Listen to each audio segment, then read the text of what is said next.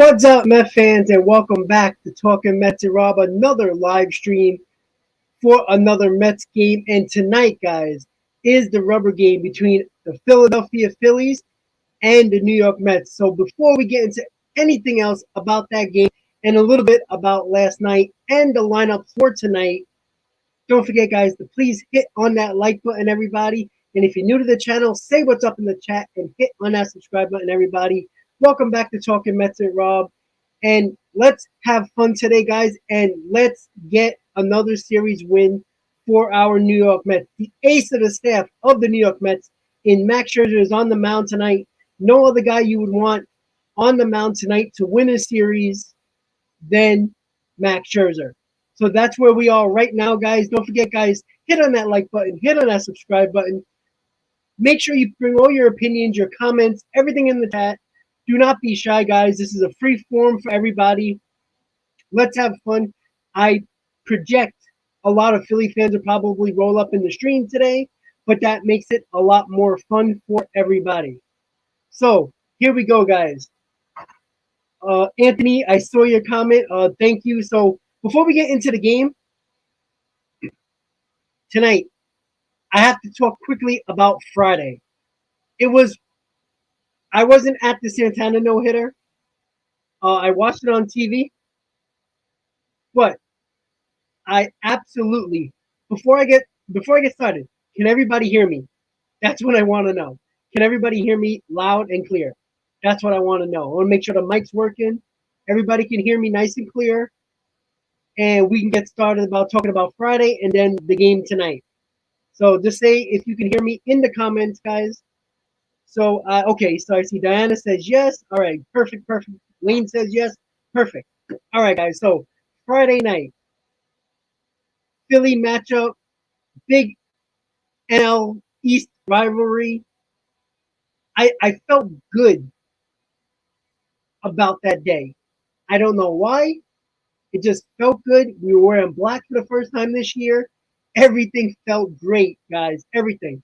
Hanging out with the boys and the ladies from the 7 line and other people in 515 hanging out, getting some drinks, talking baseball. Tyler McGill didn't have his best stuff, but got through 5 with no issue. And then the other guys came in. Drew Smith, Jolie Rodriguez, Seth Lugo, Edwin Diaz. It's beautiful. It was just amazing. And you know what? Where I was sitting with about 13, 14 of the people I sit with in 515, the first thing it was the 4th inning and we knew there was no hits. Obviously there was walks in the game, but there was no doubt we were watching since the 4th to 5th inning. We weren't really talking about it, except like hinting at it more than exactly what we were looking at during the game. I mean, look, the scoreboards are all over the place. The score, the hits are everywhere. You're going to notice it. Now, the players are in the game. They're focused. I can expect them to not know exactly what the pitchers, besides Diaz, actually knew. So, getting to the 6th, 7th inning, when Lugo walked the 2, and we got a little bit nervous there, but Lugo came through, got it done. But the excitement in the 9th inning, the trumpets for Diaz coming in, and you know what? There wasn't a lot of people. It was a good crowd. I would say about 32, 33,000. It was a really cold night on Friday. And the most amazing thing, how loud it was at Citi Field in the 9th inning was absolutely insane. Like, I wish there was so good service at Citi Field that I could have went live on the channel during that 9th inning.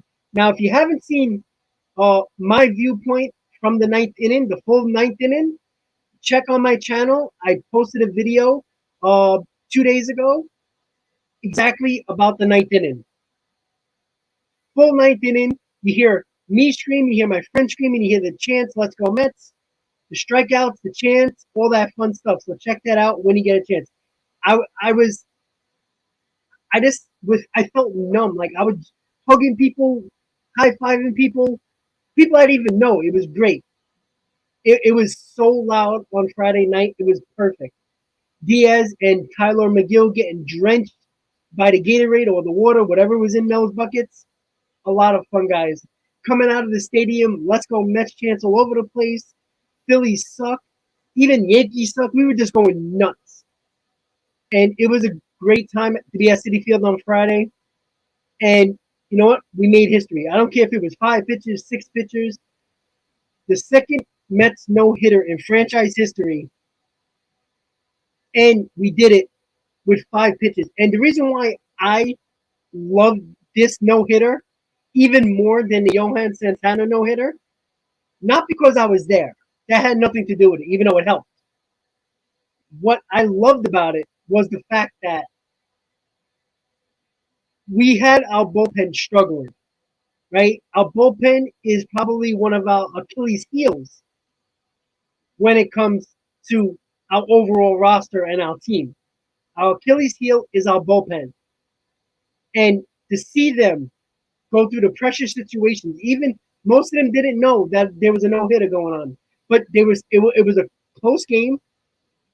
It wasn't like it was a 10-0 game. It was a close game. It was a 3-run lead. Nothing where, you could take a breather and relax.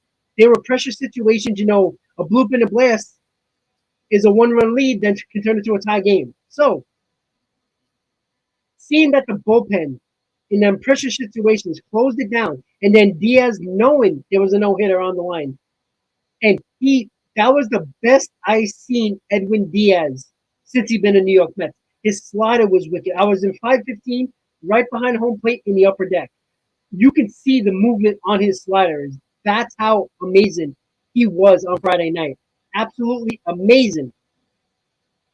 And it was something I got. You can see the New York Post right there, the Party of Five. I got that. I got the Daily News, all that stuff.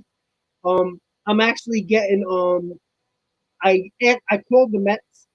Well, I emailed them. Excuse me. To find out if I can get a ticket stub for my digital ticket, so I can actually have it and frame it, and probably put it with that uh, New York Post back page. So they said they can do it. They said that they can actually print it into an original ticket. We'll see. So if it comes through, I would be very happy. If they don't, well, I would be upset. But I would find a way to print out a ticket or something. But I'm definitely going to try to get some players to sign these that back page. Whoever was in the game, the 5 guys that were in the game, try to do that. So that was Friday. We come yesterday. Everybody was excited. The fans were great on Saturday, loud as hell. Taijuan Walker first start back after his injury, pitched 5 solid innings. Can't complain about that. Then Ottavino came in, and that was basically the end of it. The Mets left 13 men left on base. They could not score runs. And let's be honest, guys, the Mets offense have been struggling ever since the Arizona series. It's been a tough go of it over the last 3 series. And they've still been winning games, which is great. But the bigger concern that I have is that we're not scoring runs. We haven't had those clutch hits as much. We still lead the league in 2-out runs, RBIs, but we're struggling with men on. 13 left on base yesterday. The Mets had numerous opportunities to score runs, and they didn't get it done. Again, it's not the end of the world. We still have a chance to win this series tonight with our ace on the mound, Scherzer. No problem there. We could probably get it done, but it's not going to be easy. I wish that, it would be nice for the Mets to win a series, to sweep a series. In America, it's pregame right now. We don't start the game until 7, buddy. It's all good, buddy. So, listen, get the series win, 7 straight series. If we win tonight in the first part of the season, you cannot complain. And by the way, guys, happy May 1st. Now everybody doesn't have to say, oh, it's only April when it comes to the Mets. But the good news is we have the opportunity to win another series. Yesterday, we just pushed it to the side. We can call it that no-hitter hangover, whatever it was. That's fine. But get it done today. We'll go over the lineup.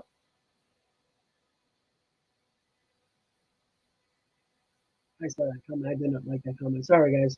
So we had the opportunity to win tonight. Get that offense going early.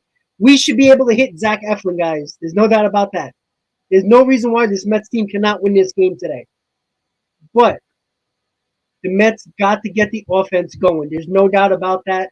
That's the biggest concern that I have right now. The pitching is fine. I'm not worried about the pitching. The pitching is going to come through. But the offense has been struggling. Escobar, he's finding ways to get on base with walks. He hits his singles, he hits his doubles. But when he has men on base, he's struggling right now. And most of the Mets players are. But the Mets are still in first place. The Mets have the second best record in baseball. We win today, we're golden going into the Braves series, a 4-game set. That's where we're really going to see who is the real cream of the crop in the NL East, because the Braves have been playing a little bit better. Acuna just came back, so it's going to help their offense even some more. So let's get this series win and turn over April into May, and let's get it going, guys, because we got to continue this. Remember, May has been extremely bad for the New York Mets in years past. Not saying it's going to be a bad month, but sooner or later there's going to be a loser streak. Sooner or later they're going to look even worse. They're winning games without their offense, basically. So now we're going to talk about, real quick before we get to the pitching matchup and the lineup. Next, who are the Mets going to cut by tomorrow? Now, everybody heard that Sean Reed-Foley has a partially torn UCL. So he's already put on the 60-day IL. Yohan Lopez, everybody knows him now because he went high and tight to Nick Castellanos. He's up right now in Foley's spot in the bullpen. So, but who are the two guys to get to 28 on the roster to 26 by tomorrow? Obviously, Yohan Lopez is going to go back down by tomorrow. But who is the other guy? You have Jankowski. You have possible cut of Robinson Cano. You're looking around. You're not going to send down Guillorme. Smith ain't going anywhere. Davis isn't going anywhere. It's hard to figure out where the Mets are going to go. Jankowski hasn't been playing a lot either. But I want to give you guys my thoughts on what I was thinking today. Robinson Cano is not playing again today. Usually, Buck Showalter's Sunday lineup or end of series lineup usually has Robinson Cano, Luis Guillorme, Nito, and another guy maybe trickled in, maybe a Jankowski playing in the outfield. He doesn't have that tonight. We'll go over the lineup in a second. I have a pretty good idea. I have a pretty good feeling that big sign of Robinson Cano not in the lineup tonight means to me that the Mets are going to cut Robinson Cano. That's just my feeling, because why would he be playing today? He got booed mercifully on Friday night when he came up to the plate and when he struck out, when he grounded out, popped it. It was just disgusting. I was expecting Cano to be in the lineup tonight, but I think that's a telltale sign that Robinson Cano was probably on his way out and this team's going to cut him. And if that's the case, that's fine with me. I'm glad. Give him the $20+ million and get him the hell out of here. Keep Jankowski. He's a threat on the base path. He's very good defensively. He knows how to bunt. He knows how to work in that bat. Leave him in there. Davis and Smith are you guys on the bench most of the time with Luis Guillorme and Tomas Nido. I'm fine with that. That's a solid bench. Because it doesn't make sense to me to send down Jankowski when you're going to have Dominic Smith as your fourth outfielder. It does not make sense to me. So, with that said, the pitching matchup for tonight, guys. And we're going to look at it right here. Zach Eflin for the Phillies and Max Scherzer for the New York Mets. Max Scherzer, 3-0, 1.80 ERA, 33 strikeouts. And Zach Eflin, 1-1, 3.20. He's pitched well with 15 strikeouts. The New York Mets can hit Zach Eflin. You got to get it done, guys. And for the lineups for our New York Mets, leading off, Brandon Nimmo playing center field. Francisco Lindor batting second, playing shortstop. Jeff McNeil moving up the batting order, batting third, playing left field. Pete Alonso DHing, batting fourth. Eduardo Escobar batting fifth, playing third base. Dominic Smith is getting the start at first base, batting sixth. Starlin Marte got dropped down into the lineup, batting seventh, playing right field. Luis Guillorme playing second, batting eighth. And Tomas Nido, who seems like his Scherzer's personal catcher, batting ninth. So that is your lineup for our New York Mets. I tend to like this lineup a little bit, and I do like Marte, since he's been struggling, going down in the order a little bit, giving Jeff McNeil that nod to put him in the first part of the lineup, giving him an extra at bat or two. That's exactly what we want to see with the New York Mets and that lineup. Putting the guys that are doing well up in that lineup, getting them an extra at bat. And that's exactly what I would like to see for the New York Mets. Of course, game day decided to change it up on me, so we're gonna wing it a little bit. For the Philadelphia Phillies lineup, Gene Segura batting first, playing second. Reese Hoskins playing first base, batting second. Bryce Harper DHing, batting third. Nick Castellanos right field, cleaning up. JT Real Muto catching, batting fifth. Kyle Schwarber batting sixth, playing left field. Alec Bohm third base, batting seventh. Yohan Camargo playing shortstop, batting eighth. And Odubel Herrera playing center field, batting ninth. So that is your lineup for the Philadelphia Phillies, and that is your lineups for both the New York Mets and the Philadelphia Phillies. So that's where we are right now, guys. We got about 15 minutes or so until game time. So here we go, guys. What do we always do when we go live? Say what up to everybody in the chat. Try to get to everybody that we can possibly get to in your comments before we hit the game time. Before I say what up to everybody, once again, guys, if you're new to the channel, hit on that subscribe button, guys. I'm going to let you know really quick, how we do this here on Talking Mets and Rob. We will get the radio call from the New York Mets, Howie, Wayne, depending on who's doing the radio call right now, during the live stream. And also, game day will be up, as you saw on your screen a few minutes ago, watching the game, so you get everything you need to know about the game, pitch count, who's at bat, who's pitching, who's on base, etc., etc., etc. We leave that on there. And in between innings, I will pop back on to give my thoughts on that prior inning. So, with no further ado, and let's get to everybody and say what's up. Ken, Robert, Devin, Lane, John, Grant, a member of Talking Metro Rob, Angel, Dawn, Anthony, Steven, Ryan, Diana, Sean, a member of Talking Metro Rob, Chris, Raphael, Ryan, Cade Sports, CJ's, Webbs. Who else we got? Manuel, Ilmerica, Manuel, another Manuel. I think that's the same guy. Sorry. Timothy, Victor, Geraldo. Who else we got here? Estefania, Underwater. Who else we got? And that is it, guys. Once again, guys, 50 people in the stream right now for Mets pregame. Say what's up in the chat, guys. Do not be shy. We are here to have fun, watch baseball, say our thoughts, say our opinions. Expect Philly fans to show up soon. I expect one or two Philly fans who are not afraid to come up on the stream when their team is either losing or there's no score. Usually, you'll see a lot more Phillies fans when the Phillies start to win or start to get ahead in the game. So, once again, guys, don't forget to please hit on that like button before the game. Remember, guys, the more likes, the more this stream goes at the top of the list on YouTube searches for everybody who is interested in baseball or sports alone. It is up to you guys to get that stream out there to more people. The only thing I can do is put the stream out there on YouTube for people to find.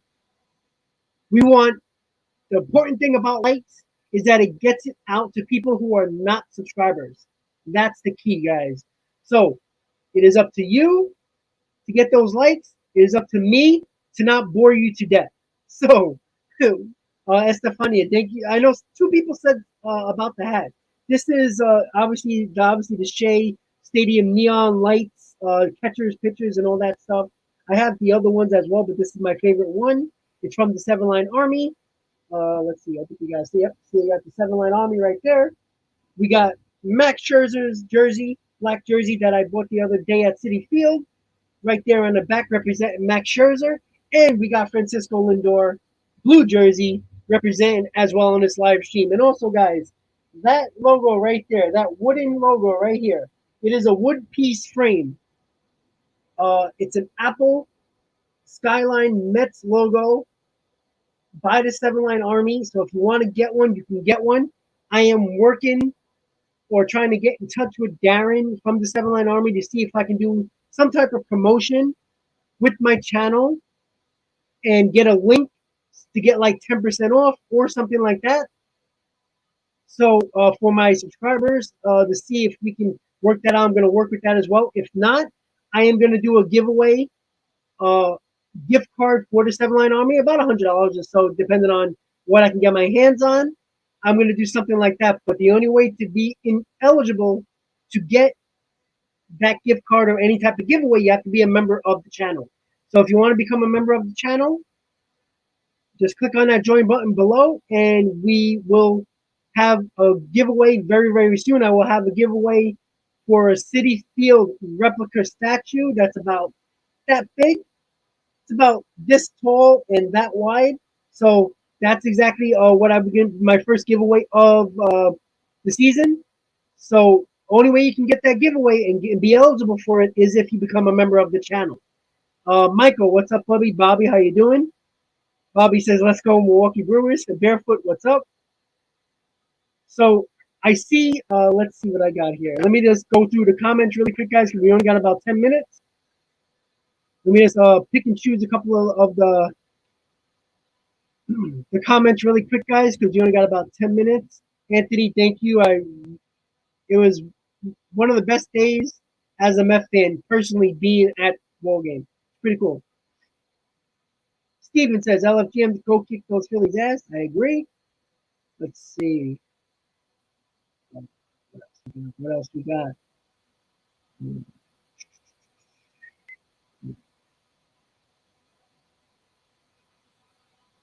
Grant says, I didn't say anything out loud, all internalized under the eight. Listen, we were like whispering it to each other, but we weren't really like, blasting it out loud. Because I mean, everybody knew. You were at the game, everybody knew. It was just that simple. Okay, they're looking nasty so far. We'll see. CJ, I am doing well. Thank you for tuning in. Lane says, do the Mets call David Peterson for game 2 on Tuesday night? Possibility. Big possibility. I would do that. That means somebody is going to get sent down. I guess you could probably send, I don't know. It really depends at this moment, depending on who has options left. So we would just have to wait and see what is happening. I expect David Peterson to pitch in one of those 2 games against the Braves on Tuesday. What else?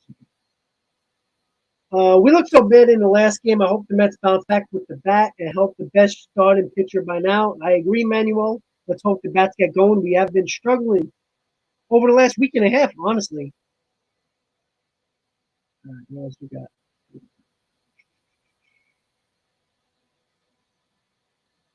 We talked about who's cut.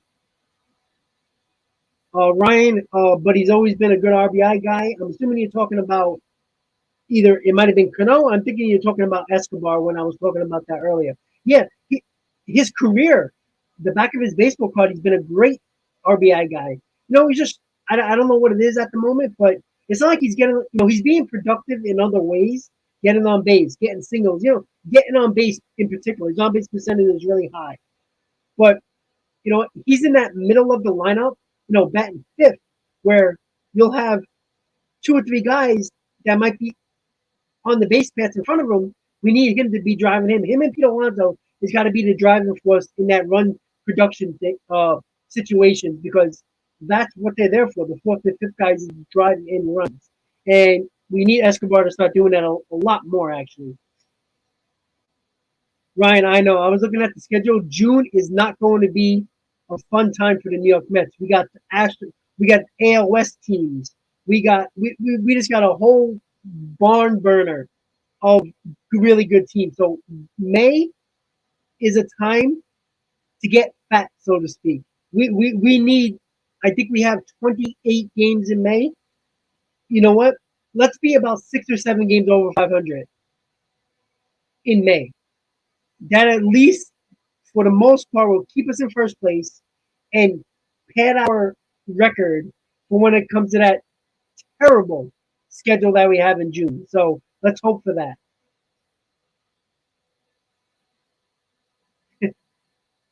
Let's see what else we got. We got about 10 minutes, guys, until game time.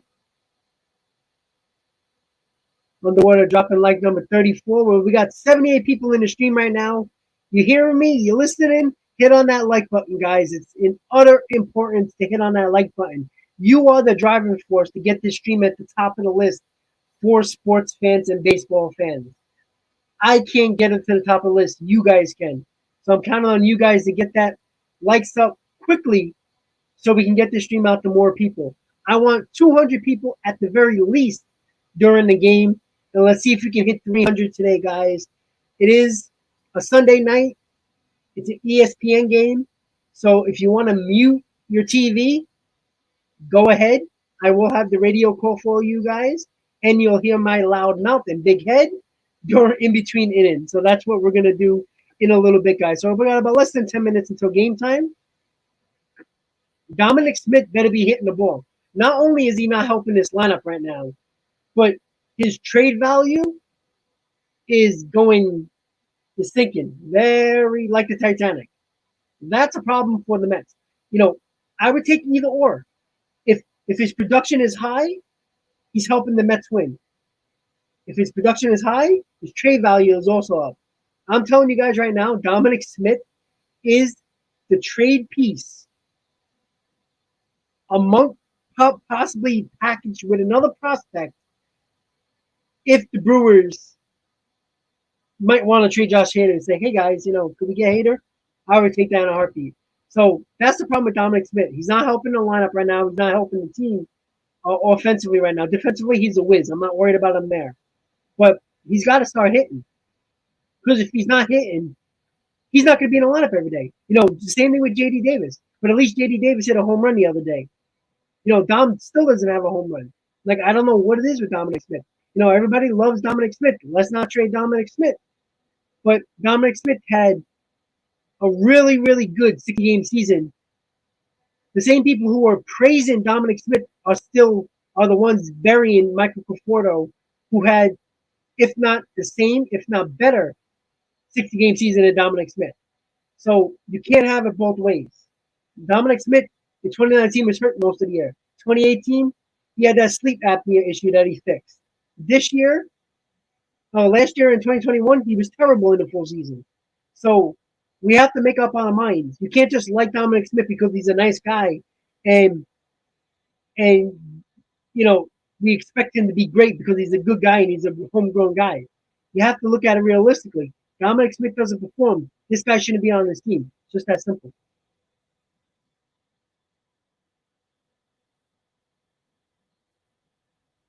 Oh, I'm sharing my screen, America.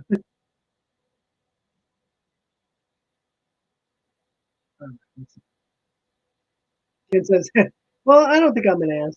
I mean, I could be sometimes. All right, let me see if I can get to a little bit more. Yeah, Ryan, I don't think the Mets want to mess with Peterson in the pen. I would do that personally, but I don't think they want to mess him up. Honestly, he had injuries last year. That's why he wasn't on the team mostly for the most part of the season because of his injuries. I don't think they want to mess with him. But we'll see. We'll see how that goes.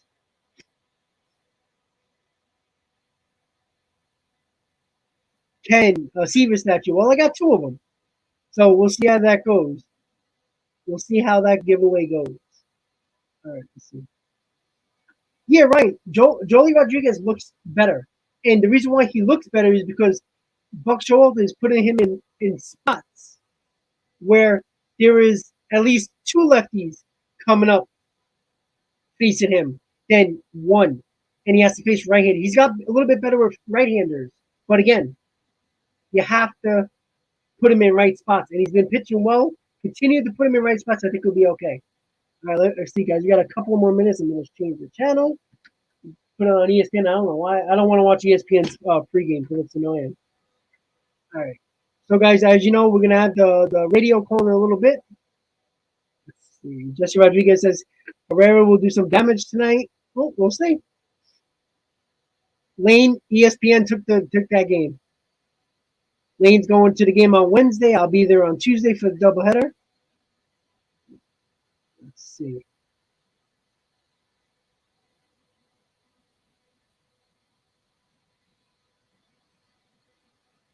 Let's see. There hasn't really been an update on J.D. Davis as much. I think he should be fine in a couple of days or so. They didn't put him on the injured list, so he's like day-to-day at this moment.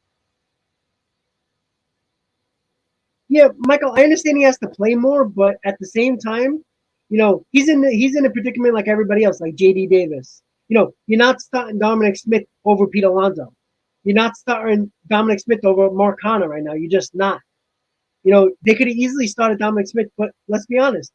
Dominic Smith, just like everybody else, that's a bench player right now. You got to perform when you get your chances. And Dominic Smith is not making excuses. You don't perform, he's not playing. I understand he needs the reps, but you know what? J.D. Davis needs the reps as well. But at least he had a home run the other day. Dom hasn't done much at all. And I like Dominic Smith, I really do. But if he's not benefiting on this team, then you might as well get rid of him. Like, it just doesn't make sense to me. I just don't understand why you're keeping him around when he's getting 2 starts a week, and he'll go for like 1 for 10, and it really doesn't do anything. He hasn't shown any power at all. I haven't seen one in track power for Dominic Smith this year either. I don't know what it is. I don't know if it's the launch angle that he has an issue with, mechanics. I don't know, but he's got to get it going. And you know what? I'm going to put this right on there right now, guys. Dominic Smith is going to have a good game today. Put your money on that. Il America, Joey Cora. I love him at third base. He's hyper. He's crazy. He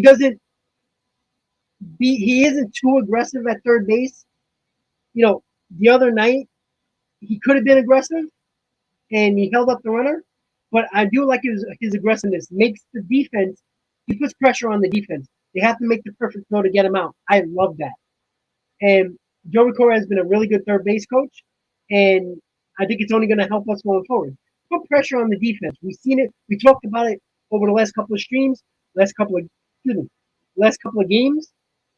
You have to put pressure on the defense. Put them ball in play. Let the defense make a play. Send in runners, tagging up, moving an extra base. Put pressure on the defense, because a lot of the times they will make a mistake. Ryan, I don't think you have to worry about a catcher at the deadline. I think Alvarez is going to be up here by July. I just think so. If we're gonna have Nito and McCann batting 170, I think Alvarez is gonna be up here in a month or two. Yeah, Michael, but you know what?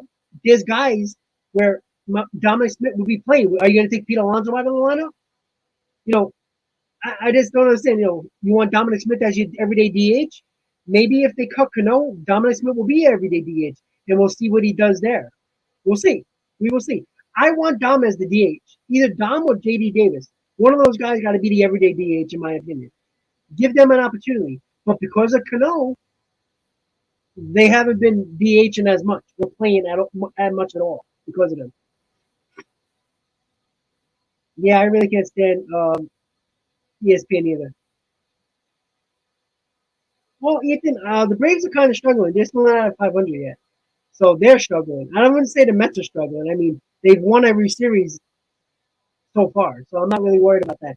All right, guys. So the game's going to start in about 2-3 minutes. So I'm going to set up the radio call for everybody. Sorry if I didn't get to everybody's comments, but you know how it is. Can't be a Roberto, a member of Talking Mets and Rob. What's up? So let me just pull up the game audio so we get it ready for you guys to listen in on the Mets versus Phillies rubber game with Max Scherzer and Zach Eflin on the mound. All right. There we go, guys. So it's going to start in a few minutes. Let me just check the comments really quickly. Put game day up there so everybody's ready to go.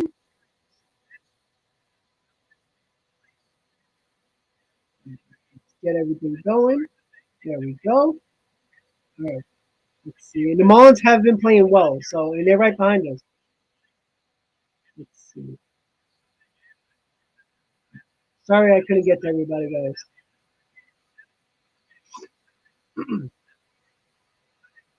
All right, guys. So there we go. I couldn't get to everybody's comments. It's mostly the same stuff about Davis and Dominic Smith. I get it.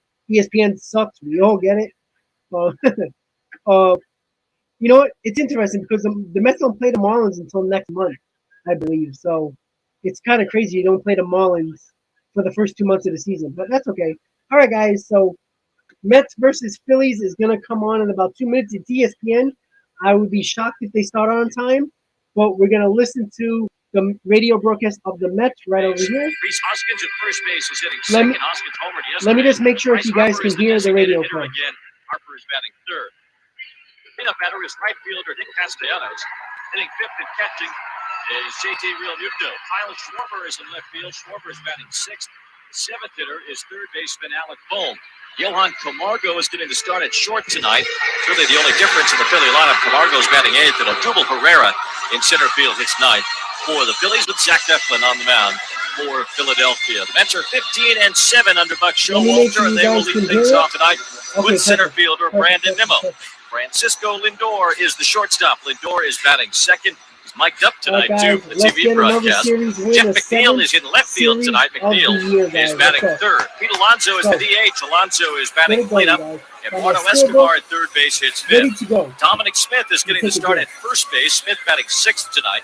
Starling Marte down to the seventh spot in the Mets lineup tonight. As Marte is in right field. Buck Showalter said he wanted to break up the lefties at the bottom of the order a little bit. With Dom in there, with Luis Guillorme in there as well. Guillorme is batting eighth and playing second base. So that's why McNeil is up in the order and Marte is down. Tomas Nido catching for Scherzer again.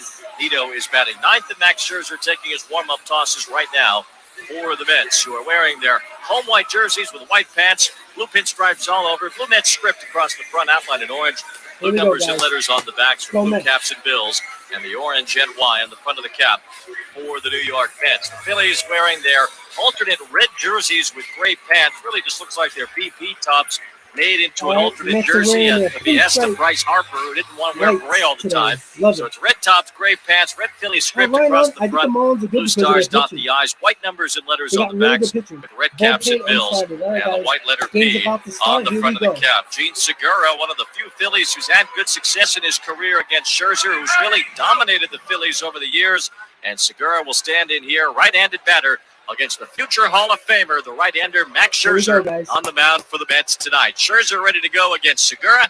And with the play-by-play, here's the radio voice of the Mets, Howie Rose. All right, thank you very much, Wayne. Scherzer into the windup. The first pitch of the game swung on and fouled back to the screen by Segura. 0-1. Scherzer starting him out with just a 92-mile-an-hour fastball. But, of course, Scherzer has developed the changeup and the cutter over the years that have really widened his arsenal. He's got 5 or 6 different pitches. The 0-1 on the way to Segura. Breaking ball swung out and missed. Late break on a slider. And a count, no balls and 2 strikes. Segura at 9 for 27, including a homer against Scherzer. That's what Wayne was referencing a moment ago. And the 0-2 pitch is a fastball that just missed outside at 95. So 1 ball and 2 strikes to Segura. Hoskins on deck, Harper to follow. And Segura holding his hand up, trying to slow Scherzer down. Max into the windup, the 1-2 pitch. Breaking ball low and away. Now the slider, and it's 2-2.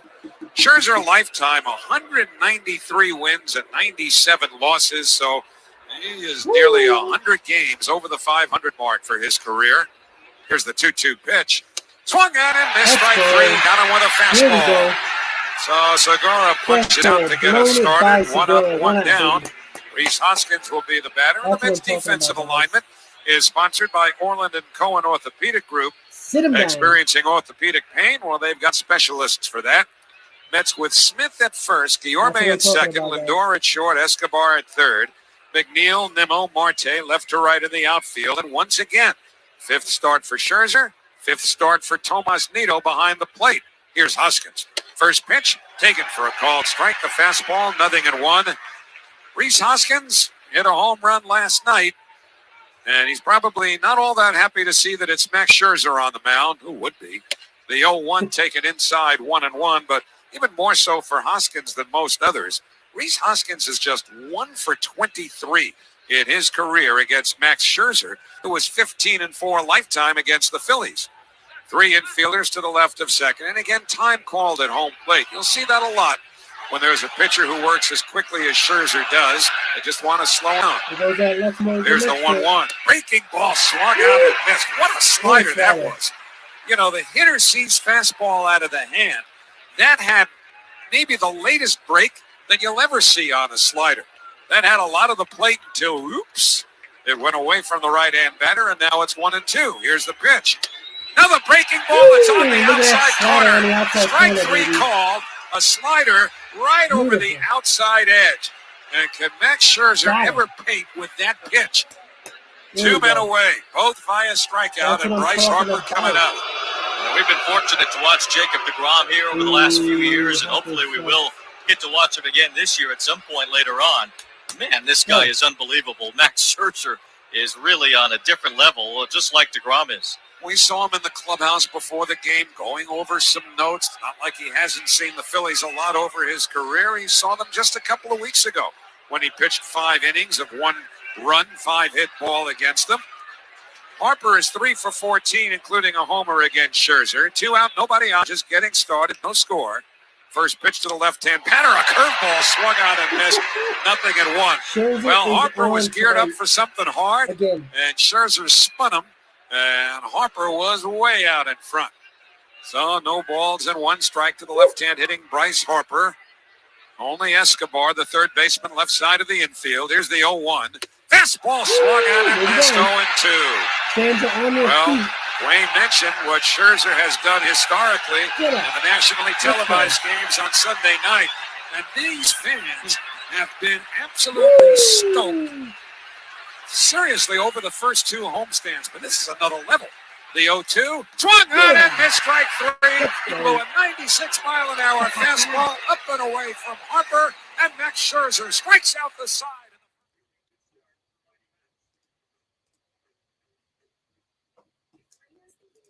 Oh, yeah, guys, that's right. Scherzer mowing them down. 1, 2, 3 strikeouts in the top of the first, showing them they're not touching Scherzer tonight. Let's get them runs early, guys. Let's get those runs early.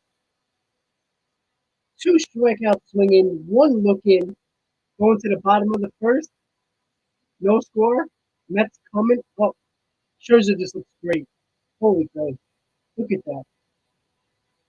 He is worth every freaking penny, guys. Yeah, you know, John, it's funny. I watched it. Was it last Sunday? Whenever they were on last Sunday, I forgot who was playing. I watched it. I do like the guests that they have, but other than that, man, it's boring. I think Keith Hernandez is going to be on the K-Rod cast tonight.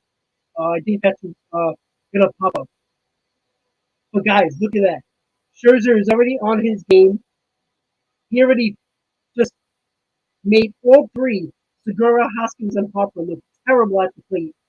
Just they were just swinging away because they had no idea what was coming. And guess what? The Mets are coming up, bottom of the first. Let's get. No, I don't have the audio off yet, buddy. Not yet. Yeah, sure, no problem. All right. But don't worry, I don't have the radio call on yet. All right. Create championship flavor. So it's not on commercial, guys. So here we go, guys. Bottom of the fourth. Nimmo, Lindor. Don't forget, guys. Below is the pitcher matchup and the lineup. So here we go, guys. Bottom of the first, no score. Mets coming up at the plate. And I'm sure you could feel as well as hear the energy from this crowd coming through on whatever device you're listening to us. It's consistent to an extent with what we've experienced on the first two homestands of this season. And this crowd is completely bought in. This fan base has. Tonight, though, is a little different. Brandon Nimmo leads off. Zach Eflin's first pitch, a fastball for a called strike, 0-1. I mean, it's Sunday night baseball, and historically, Sunday night baseball is a crowd killer. And to an extent, it is tonight because this is going to be the smallest crowd of the weekend. The 0-1 to Nimmo, breaking ball down and in. 1 ball and 1 strike to Brandon, but you know what they might have lacked in numbers in the top of the first inning, they more than made up for it with decibels. That's what Max Scherzer can do. Zach Eflin, 1-1, a 3.20 ERA, 3-4 in his career against the Mets. 1-1 to Nimmo. Now the pitch. Swing and a foul coming straight back over the screen, and it's 1 ball and 2 strikes. Eflin has walked 4 batters in 19 2/3 innings.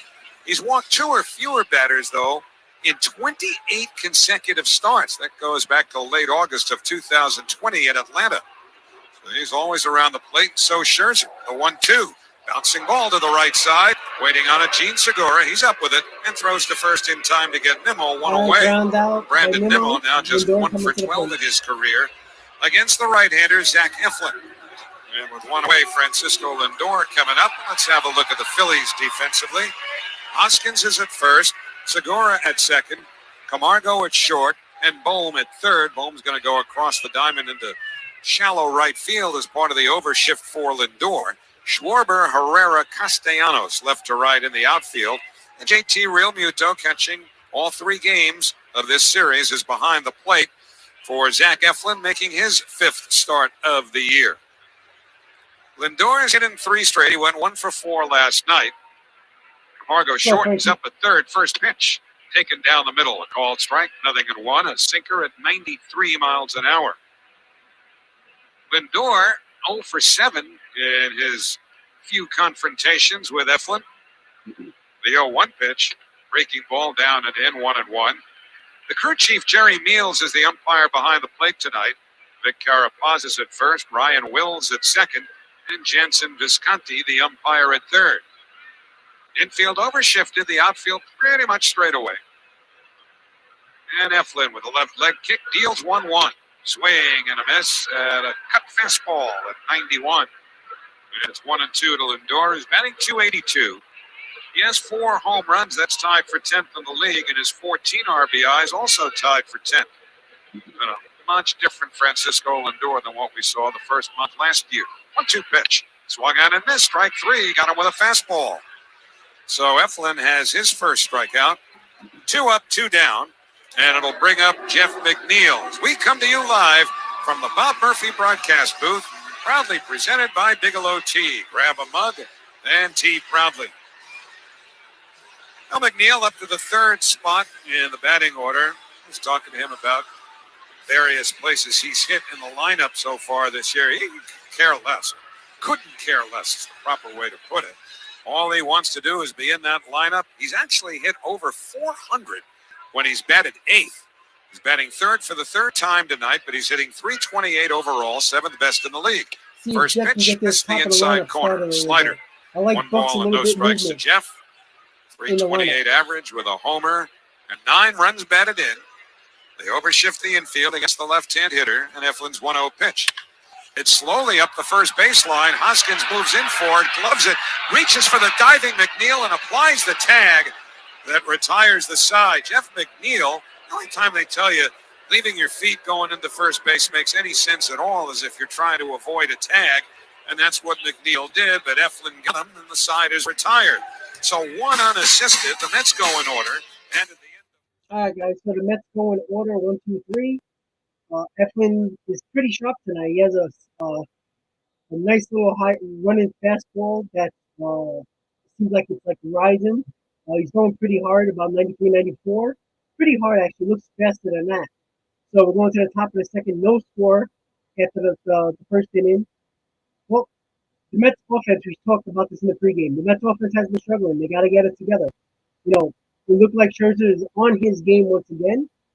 I wouldn't be surprised if he goes 7 solid innings. But you know what? We got to score runs, guys. We can't have this issue with not scoring runs, and the pitching's been really good. You can't do it. But this is the problem that we talked about in the season preview before the season started. This lineup is not made for the 3-run homer, for the 2-run homer. They're not made for that. They're a lineup that has to put multiple hits together to score some runs. Need 3, 4, 5 hits in a row to get the ball rolling. To let the merry-go-round happen. That's what the Mets are doing. They're a team that manufactures runs. We're not teams like the Yankees or the Red Sox or the White Sox. Teams like that have a power lineup where you can expect a 3-run homer or a 2-run homer. We're not that team. We're a team that has to put multiple hits together to score those runs. We were doing it earlier on the season, but we're having trouble as of right now. And it's been like that since the Arizona series in Arizona. So the Mets got to start picking it up. We can't expect a 3-run homer to happen or a 2-run homer to happen. We can't expect that. We got to get multiple hits together. And that's the only way this Mets lineup is going to manufacture runs. We've seen it in the first 20 games of the year, 23 games, 22 games of the year. What are you going to do? They got to just put hits together. They got to, it seems like they're swinging for the fences a little bit more, which I don't like them to see. All right, guys, so here we go. Top of the second. The bottom of the first. Now Scherzer will face Castellanos, a right-hand batter, and the first pitch on the way. Slider swung out and missed, nothing in one, as Max starts him off with that sweeping slider, which breaks down and away from the right-hand hitter. In this case, Castellanos is batting .300 with 3 homers and 12 RBIs. Outfield deep and straight away. Here's the 0-1. Swing and a miss at a fastball, and the count 0-2. Now that fastball is 93. And Scherzer's already thrown 96 in this first inning plus. But when you've got a slider like that, and he's shown the hitters, that's in those batters' minds. The 0-2, swung on and missed strike 3, and he got him with a slider again. 4 straight strikeouts to start the game for Scherzer. Now, when the slider is as wicked as it's been, yeah, they tell you got to sit fastball, but you know that slider might very well be coming, and that's why you'll see some awkward and late swings. And so Scherzer has punched out the first 4, and here's JT Realmuto, and he hasn't done a whole lot against Scherzer. He does have 2 home runs against him lifetime, but he's only got 4 other hits and 53 at-bats, 6 for 53 overall against Mets. First pitch to the right-hand batter. Fastball just misses outside, ball 1. Realmuto is 0 for his last 11. Kyle Schwarber waits on deck. 3 infielders to the left of second base. The overhead windup, the 1-0. And a breaking ball in for a call. Strike 1-1. A little tighter with that slider that did not break down and away and out of the strike zone. He threw it for a strike.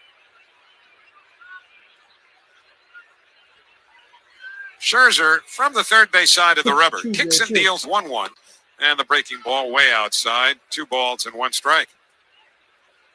Max Scherzer, as you probably know, has won 14 consecutive decisions. He has not lost in 23 consecutive games started. That's an amazing stat. The 2-1 on the way. Swing and a foul going back to the screen.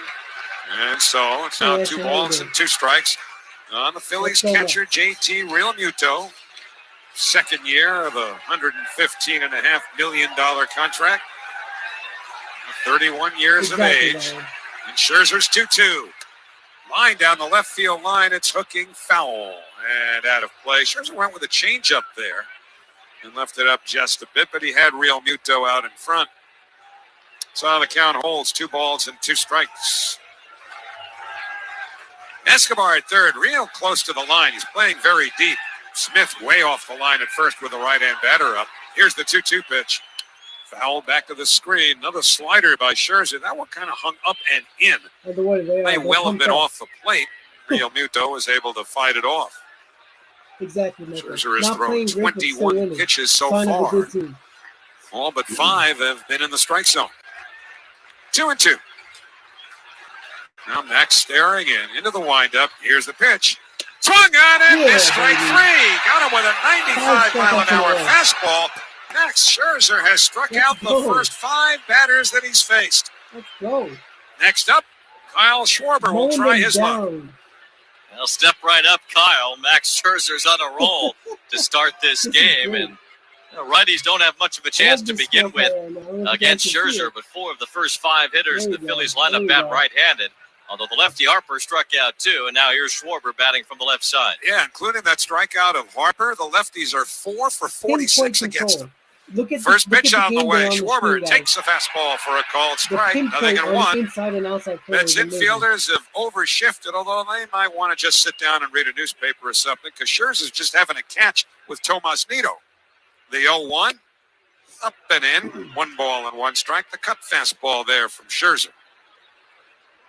Kyle Schwarber hitting just a .69. 5 home runs, 13 RBIs. One of those home runs coming last night. Here's the 1-1 pitch. Swing and a drive, well hit to right. Back goes Marte. This might go, and it hits the top of the fence and is gone for a home run. It actually hit just behind the fence on top of a canopy. And so Kyle Schwarber has homered for the 2nd straight game, and the Phillies jump out to a 1-0 second inning lead. A line drive home run off the bat of Kyle Schwarber. Well, Schwarber spares no Met. Even the great Max Scherzer is susceptible to what Schwarber does against the Mets. And Kyle Schwarber now has 11 home runs against them since the beginning of last season. Wow. Scherzer left that pitch up, and Schwarber just kind of tomahawked it right out. So here is Alec Bohm, the right-hand hitting third baseman. This is the 2nd home run allowed by Scherzer this year. First pitch on the way. Breaking ball sweeps inside to Bohm. 1 ball and no strikes. Alec Bohm hitting .308 with 2 home runs, 14 runs batted in. I know, Ken. And Scherzer with a 1-0. Fastball over a called strike, 1-1. No, he left it right over the plate, and Schwarber just yanked it. Only other home run that Scherzer allowed came in his first start, which was the Mets' 2nd game of the year in Washington to Josh Bell. You got to get the offense going. The 1-1 swung on and missed. Fastball that tied Bohm up inside a bit. And Scherzer ahead, 1 ball and 2 strikes. And the crowd not terribly affected by the home run. Trying to help Scherzer out. Here's the 1-2. Swing and a looper over short. That's going to fall in for a base hit. It was a breaking ball. And Bohm shoots it into left. McNeil plays it back in. And suddenly, back-to-back 2-out hits for the Phillies. The homer by Schwarber, a single by Bohm. And now the switch hitting Johan Camargo will be the batter. Scherzer's always been susceptible to the long ball, especially solo home runs. We've seen him give up solo home runs a lot over the years, certainly more than any other time that he gives up home runs. He's normally able to bounce back and limit the damage from there. The guys who have been great control pitchers over the years have historically given up a significant number of home runs. I think all the way back to Fergie Jenkins, Catfish Hunter, both Hall of Famers. Here's Camargo, first ball swinging, lifts it in the air foul, third base side, and that'll land in the seats. Downstairs, no balls and 1 strike to Camargo, giving Didi Gregorius a rest after Gregorius had played the first 2 games of the series and gone 0 for 6 with a walk. Camargo, though, is 0 for his last 14. Batting .269 with a homer, 6 runs batted in. He's already started games at every infield position. 0-1. Scherzer delivers. Breaking ball missed outside. That was the curve. And it's 1 ball and 1 strike to the Venezuelan-born Johan Camargo with Odubel Herrera waiting on deck.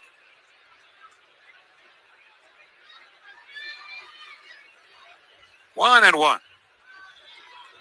Smith playing in front of Bohm at first. The pitch, a broken bat roller foul up the first base line and behind Coach Paco Figueroa. And the count 1-2. Just a little concern. Dusty Wathan is on the coaching lines at third for manager Joe Girardi. Joe Girardi and Buck Showalter have looked up against each other many times over the years and are doing it often at the beginning of this year. You know, by the end of this month, the Mets and Phillies will have played 13 times, which means there'll only be 6 games remaining between those division rivals the rest of the year after we get to the end of May. 1-2 to Camargo. Roller to the right side, moving to his left, Diorme. He's got it, throws to first in time, side retired. All right, guys. So Scherzer is actually human. He gave up a run. Just basically, guys, Schwarber just turned on that high fastball and rocketed it over the right field wall to give the Phillies a 1-0 lead. Again, the great pitchers can give up home runs as well. He just looked so dominant. You know what? Honestly, it looked like a swing that was like a emergency swing, but he turned on it. Schwarber's killed the Mets. Nothing new. But what are we gonna do, right? We gave up one run, and the best of the best keep it to one run. But let's get the offense going, guys. This is something that has been worrisome over the last week and a half, ever since the Arizona series. This team needs to start putting hits together. Again, I forgot who it was that said it. I don't know if I'm going to be able to find the comment. But somebody spoke about on-base percentage. This team is an on-base percentage team that rely on the guys like Alonso, the occasional Lindor home run. We can't wait for that 2 or 3 run home run. We're not that type of team. We have to bunch hits together to score some runs. The Mets have no problem getting on base. I mean, we had 13 left on yesterday and scored 1 run. Can't have that happen. We gotta get multiple hits together, and I think the Mets will do that. But they gotta get it going. Obviously, guys, they have up 4, 5, 6. Alonso, Escobar, and Smith going to the bottom of the second, trailing 1-0 over a Kyle Schwarber solo home run. But once again, guys, this team needs to start scoring runs. I want to see multiple hits per inning. I need to see a bunch of hits together. We have to. I'm sorry. It's very hard to be negative about a team that's in first place. But the reason why they have been winning is because of the pitching. And they still be getting that occasional clutch hit, but it's not enough runs. It's dangerous to play 2-run ball games. All right, guys, so we're going to the bottom of the fifth. Bottom of the second. Mets trail 1-0. DH certainly have. Alonso first ball swinging, hits it in the air to right center. Herrera over in the gap, makes the catch, moving to his left. 1 pitch, 1 out. Designated hitters have the second highest batting average of any team's DHs in all of Major League Baseball at 288. They've got the best on-base percentage of all the DHs at 374. And the way this team was constructed, even before the CBA was done and it was decided upon that the DH would be universal this year and beyond, well, you knew the Mets would really benefit, and they have. So here's Escobar. First pitch, switch hitter batting left, takes a called strike. A sinker at the knees, and it is strike 1.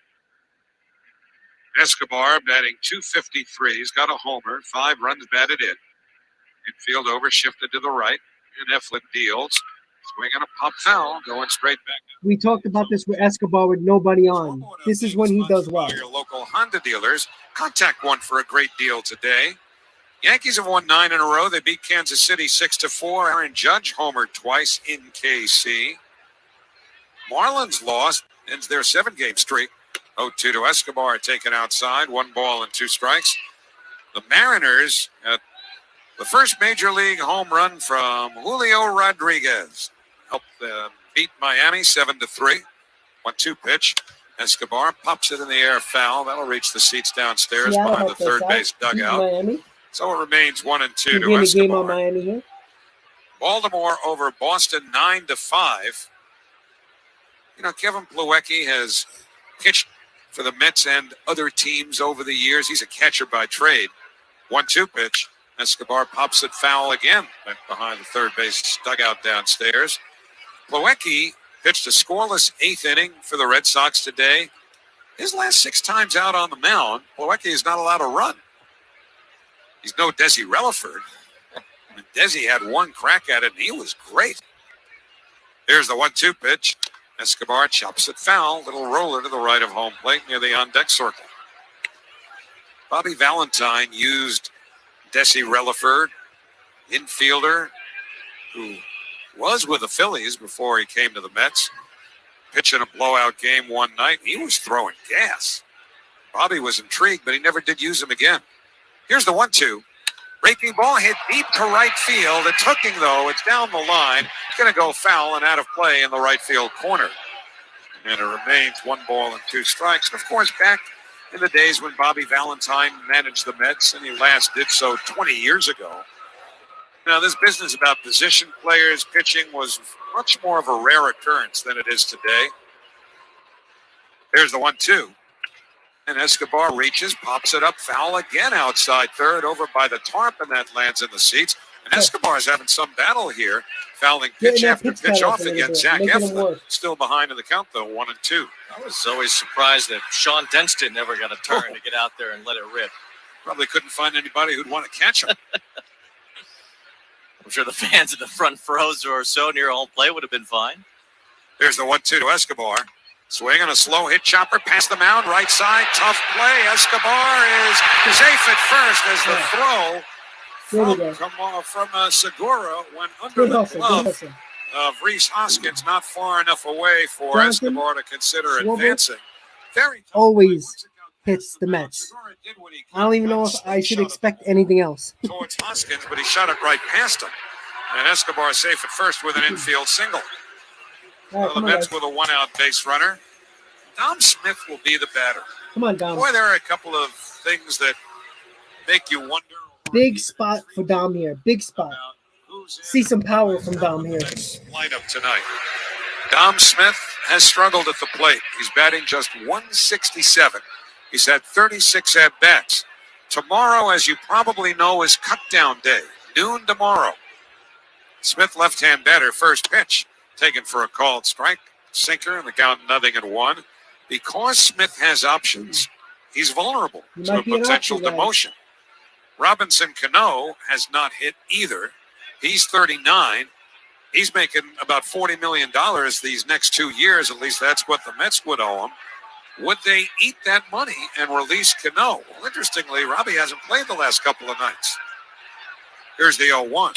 Swinging a foul back over the screen, 0-2. And if your first inclination is to say about Cano, well, they know who he is and what he can do. Well, do they really? He didn't play last year. He's 39. He was in winter ball this year and injured his back, and that cost him a little time. So which way do they go? Sean Reed Foley has a partially torn UCL, so he's gone on the IL and may need surgery. Don't know yet. 0-2 to Smith. Here's the pitch. Breaking ball in the dirt. 1 ball and 2 strikes. So you figure one pitcher will be lopped off and one position player. Travis Jankowski does not have options, and he's done nothing to hurt his cause. I like his versatility. I know the Mets, of course, do as well. But what about Robinson Cano? Might this be his last night in a Mets uniform? Could be. You know, there's another roster manipulation that has to come, too, at the end of May, where they have to only have 13 pitchers at that point. They can still have 14 after the 2 roster cuts that come tomorrow.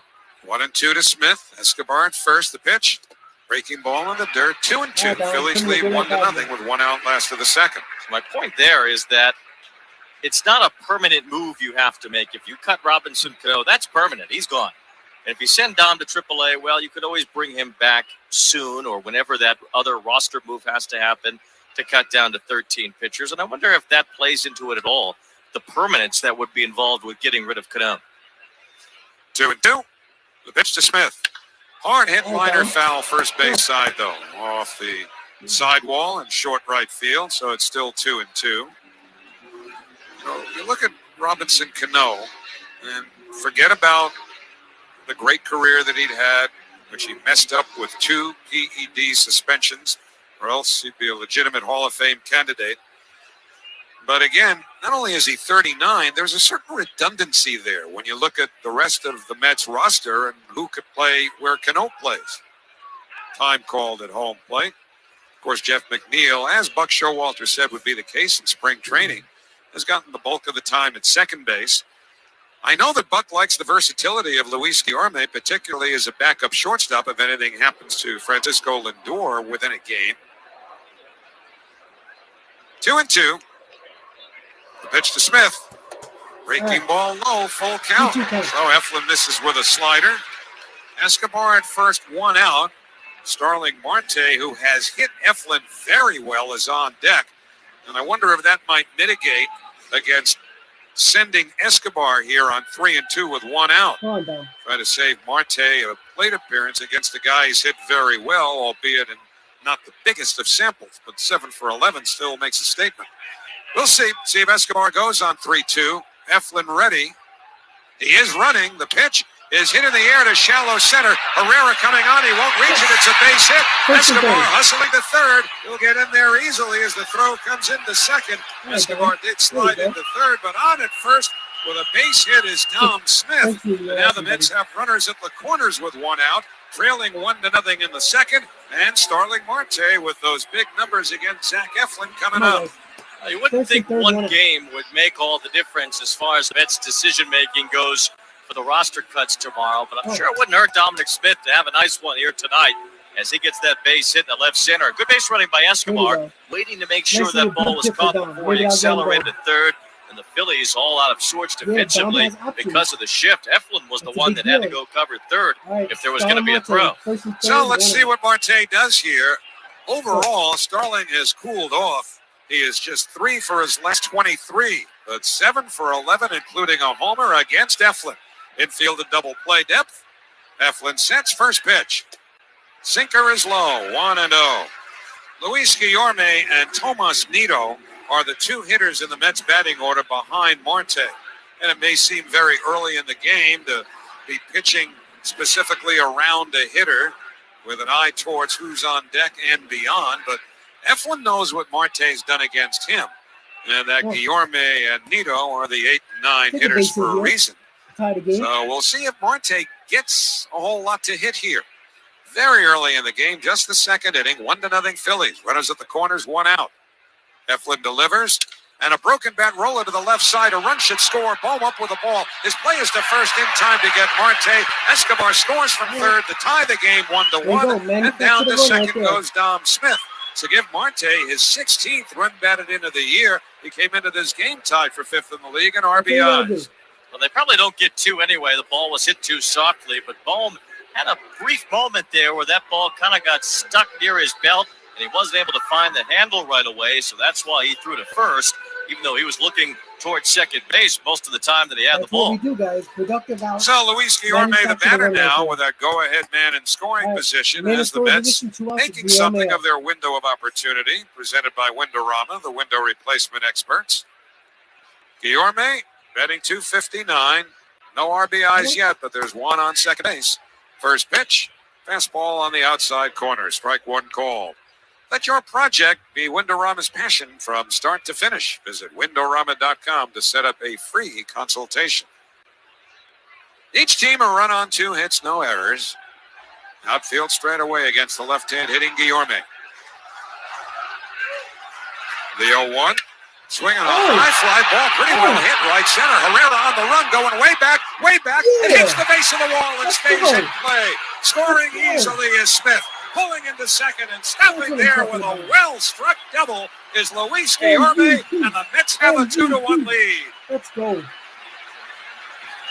He sure bopped that one. The only thing that kept it in the park is that it's 408 feet to straightaway center field, but Luis Guillorme gave that one a ride. Hit it well over 400 feet as it bounced right at the base of the fence in deep center field.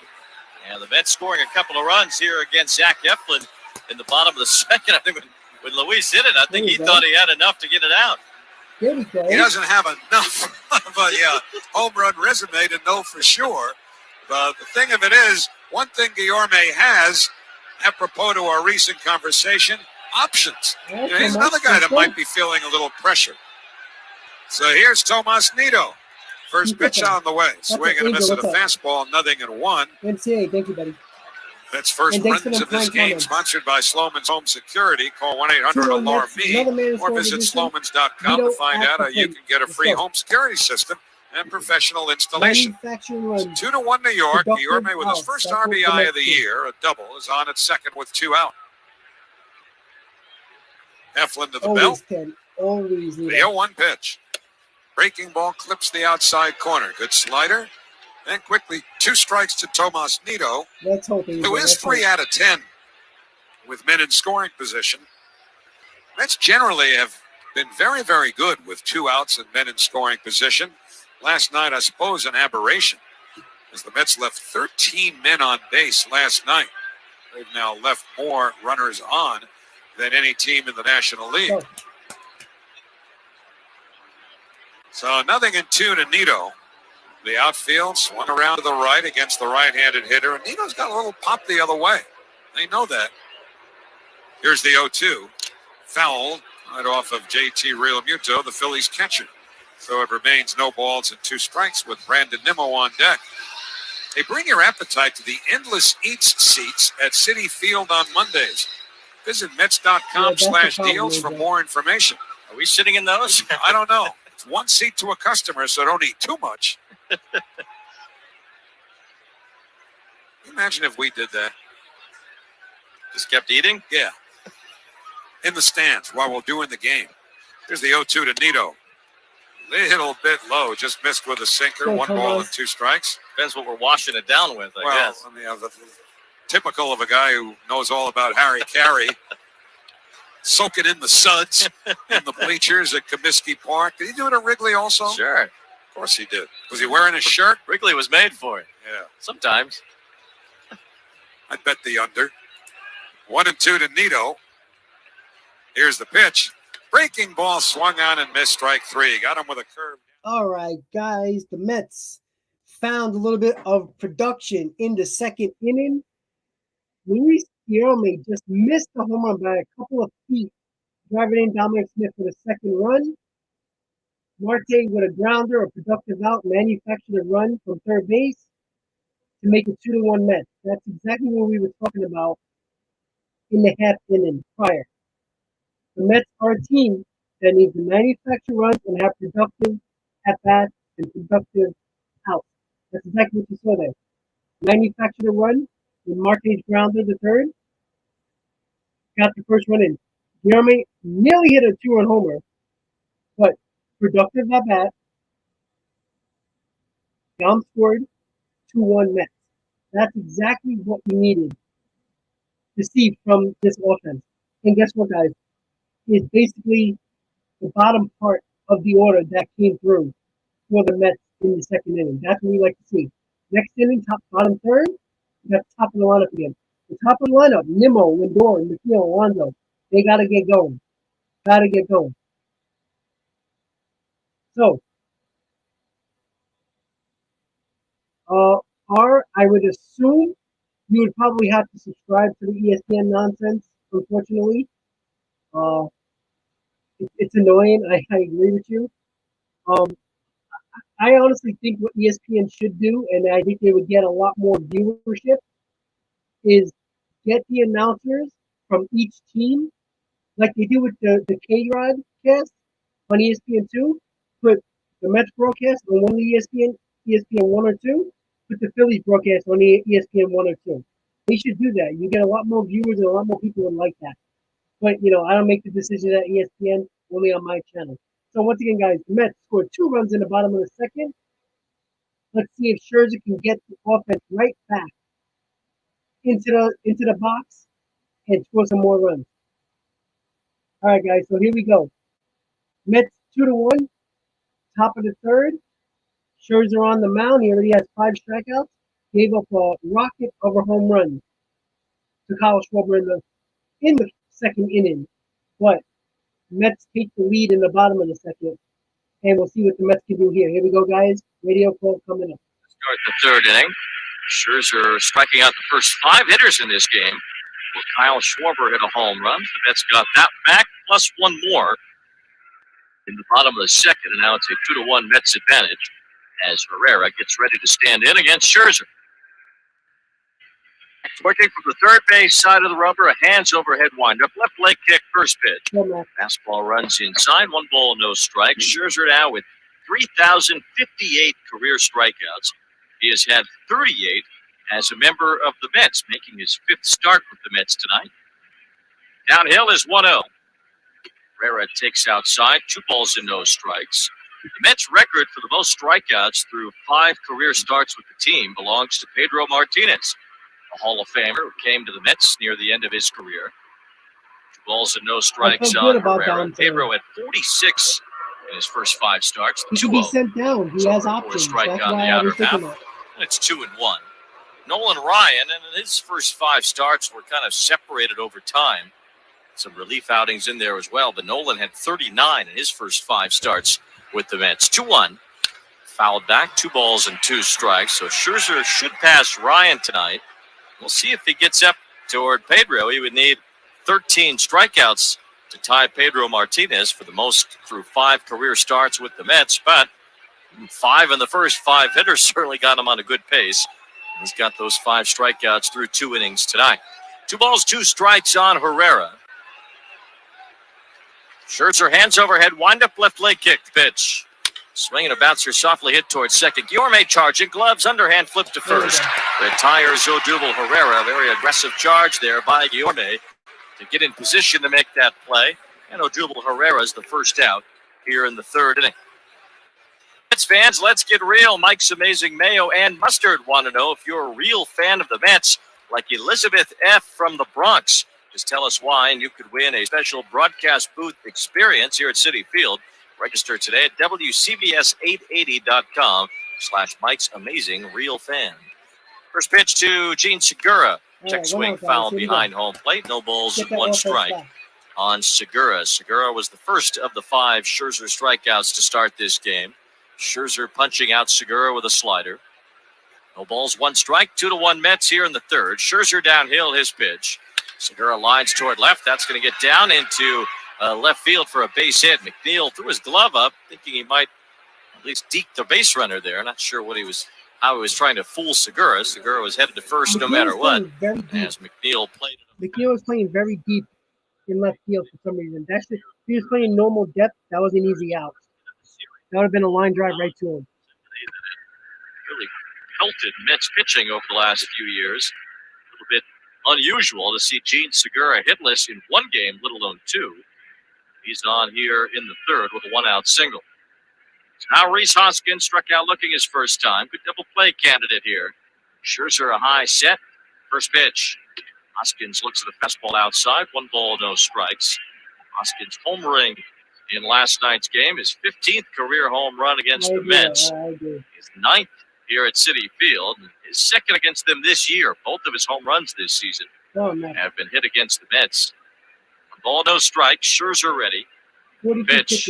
Hoskins backs away from the fastball down and in. It's 2 balls and no strikes. As Hoskins faces Scherzer here, and he has had very little success against him overall. Rhys is 1 for 24 with 13 strikeouts against Scherzer. 2 balls and no strikes. Pitch. It's in there. A strike over the inside corner. It was a changeup from Scherzer. Makes the count. 2 balls and 1 strike. Scherzer with a huge mix of pitches, and he will mix them up from the get-go. Scherzer does not rely on using 1 pitch or 2 pitches early in a game and then tries to mix them in as he goes along. He'll throw them all at you right away. 2-1. Swing and a miss. There was the good slider again. That sharp break down and away, fooling Hoskins, and it's 2 balls, 2 strikes. Segura's at first, 1 out, 3rd inning. The Mets lead 2-1. Trying to take this series 2-1 over the Phillies. After winning the opener with the combined no-hitter on Friday and falling last night in a game where the Mets left 13 men on base. 2 balls, 2 strikes. Scherzer stares in his pitch. Swinging a tapper toward first, foul down the line. Hoskins just reaching out to stay alive, and it's still 2 balls and 2 strikes with the pitch on Rhys Hoskins. He'll throw 100 pitches and get through 6 or 7.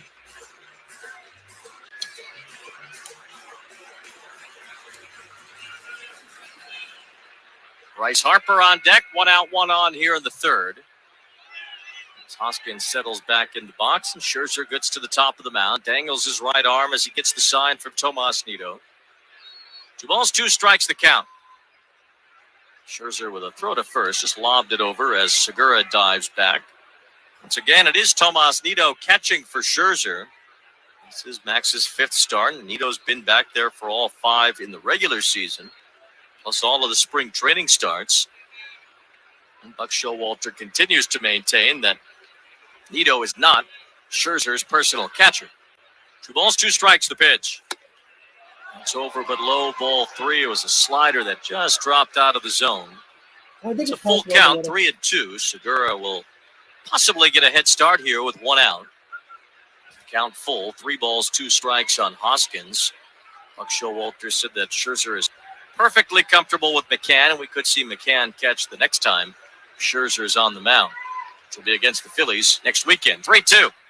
Fouled away toward the right. Segura was not running. That ball lands in the seats. The count's still full on Hoskins. 3 balls and 2 strikes.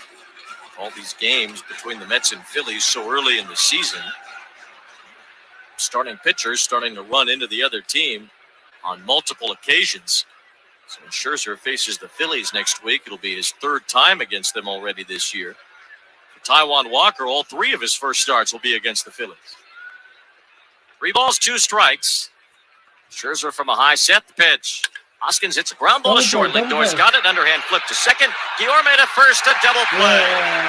Rhys Hoskins, always a candidate for 2 with a man on first. Bounces into his 4th double play. That's what the doctor ordered right there, guys. 6-4-3 double play to end the inning, keeping Scherzer's pitch count to under 50 pitches, which is exactly what you want to see. Perfect, perfect, perfect. So, guys, Mets Philly 2-1. The offense is coming right back up. We got the top of the order coming up. Nimmo, Lindor, and McNeil. Love the 6-4-3 double play. One of my favorite plays in baseball. Beautiful. Even though the 5-4-3 is kind of nice because it's around the horn, but 6-4-3 is just as nice, guys. So when you're turning the double play. So here we go, guys. Top of the order for the Mets going to the bottom of the 3rd. Mets lead 2-1. Scherzer kept his pitch count just under 50 pitches in that inning, so that's a good way to start the 4th inning going forward. So let's see if the top of the lineup can do the damage like the bottom of the order has done to score those 2 runs, manufactured runs, guys. That's exactly what this team has been known for in the first 22 games of the season. They have to continue that. The Mets are not a power hitting team. The Mets are not looking for that 2-3-run home run to get on the board. They're looking for that sac fly, getting the runner over, clutch base hit with 2 outs. That's what the Mets are, and that's what we all seen what they are. They're not a team that have multiple 25, 30 home run plus guys. They're not that type of team. The Phillies can bludgeon you to death with home runs. That's how they win. When the Phillies don't score home runs, when the Phillies don't get home runs, they have a hard time winning games. The Mets, on the other hand, if they don't manufacture runs, play some small ball, they're going to have a hard time winning games. And what they have to do is minimize the damage with the power of the Phillies lineup and continue to manufacture runs like they did in the 2nd inning. But we need the top of the order to get it going, starting with Brandon Nimmo leading off. Here we go, guys. Bottom of the 3rd. Zach Eflin, now Brandon Nimmo leads off the 3rd. Nimmo grounded out to second base last in his first appearance tonight. First pitch here, Eflin delivers a spike to the outside corner, 0-1. Backdoor slider from Eflin. It's no balls, 1 strike on Nimmo. Lindor follows, then McNeil. At the bottom of the 3rd. Working from his windup, left leg kick, the 0-1. Fastball outside, 1 ball, 1 strike. Zach Eflin, normally around the plate. Has 4 walks in 21 innings this year. And 28 straight starts, walking 2 or fewer. Swinging at a lot of high fastballs. Ball, 1 strike. Pitch. Swing and a miss on a high fastball, 1-2. There have only been a few stretches in Phillies history that have been longer. The longest belonging to Robin Roberts. He got to 36 in a row. Dwight Halladay got to 35, and Eflin's on his way. Says walks make him angry, so he's trying to stay happy out there. 1 ball, 2 strikes, the pitch. A little bit low to Nimmo. 2 balls and 2 strikes on the Mets leadoff hitter. Zach Eflin in his last start against Colorado pitched 6 innings, allowed just 2 hits, 1 run. Also recorded his 500th career strikeout in that game. 2 balls, 2 strikes the pitch. Nimmo takes high, ball 3. Any sort of milestone or even number, whatever. Major League Baseball wants the ball. They want to authenticate it. The authenticators were working overtime the other night with the combined no-hitter, as they authenticated pretty much everything in this building. I think we got authenticated on Friday. 3-2 pitch on the way. It's a bouncing ball softly towards second. Segura charges, grabs it, and throws to first to retire Nimmo. So there's 1 out here in the third. So they made Eflin give up the ball. He didn't even know why. He didn't know that it was his 500th strikeout. So they kept asking for the ball. He kept saying no. He tried to shoo the bat boy away because he liked the ball he was using. I remember the night that Johan Santana pitched his no-hitter, going downstairs to congratulate him an hour and a half after the game, whatever it was. They had people there authenticating everything. I mean, Santana was signing like he'd been at a card show. I mean, everything they put in front of him, the rubber, the plate, this, that, the other thing. They had all that going on here the other night as well after the combined no-hitter. Lindor's the batter. It's a strike on the outside corner. Well, no balls, 1 strike on Francisco Lindor. Lindor struck out his first time, batting left-handed against the righty Eflin. Infield is overshifted this time. Eflin downhill, the 0-1. Lindor reaches out and just taps 1 foul behind home plate. It's 0-2. Mets baseball brought to you by your local Honda dealers. Contact a dealer for a great deal today. Or visit tryhondadealers.com. 2-1 Mets, bottom of the third. 1 out, nobody on. 2 strikes. Alec Bohm backs up, whether that's Camargo backing up toward the shortstop position. 0-2. Check swing on a pitch high, but Lindor laid off. 1 ball, 2 strikes. Alec Bohm is on the right side of the infield. He's so tall, standing between Hoskins and Segura over there. Does not look like your usual second baseman where Alec Bohm is standing because of his height. 1-2 pitch. Lindor takes a bouncing breaking ball from Eflin, and it's 2 balls and 2 strikes on Francisco Lindor. That scored 2 in the second. Base hits by Escobar and Smith. Marte with an RBI ground out, and then Guillorme busted an RBI double off the wall just to the right of straightaway center. Hit it 403 feet. It stayed in the park as he hit it to the deepest part of the ballpark. Lindor asked for time. Now he's digging back in. 2 balls and 2 strikes on Francisco. Eflin from his windup, the 2-2 pitch. Swing and a miss, strike 3. That ball tipped into the glove of Real Mutos. Lindor's 0 for 2 with 2 strikeouts. The Sunday night broadcast mic'd up Lindor. You can actually see the little lava mic on the lavalier mic on his jersey as he is talking to the broadcast at times tonight. And they'll play some of his natural sounds throughout the game, and I think he just was actually being interviewed during the last half inning while he was playing shortstop. Well, if he's wearing that lava on his chest, if he goes into a head-first slide, it may sound like there's an earthquake. 2 out, nobody on. I asked Francisco if he was nervous about maybe saying something he shouldn't. He said, well, we'll see. First pitch to McNeil, a little bit low. 1 ball, 1 strike. You pays your money, you takes your chances. 2 out, nobody on here in the third as the Mets have a 2-1 lead. And it is all about the money, or else this game would have been played this afternoon. Well, notice they didn't ask McNeil. Then they'd really be working blue if they got Jeff to wear the microphone. 1-0 pitch. McNeil takes a strike on the outer edge.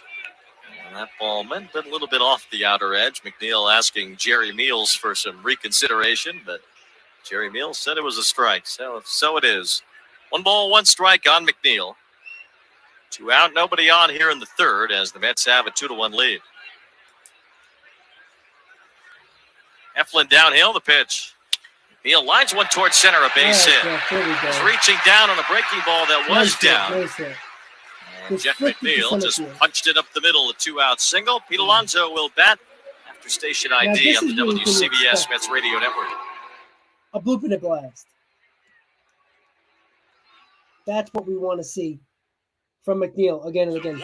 2 times Lindor has swung at a fastball way high, way past the letters. Twice. Here we go, guys. You don't want to be coming up. Jefferson on first 2 out.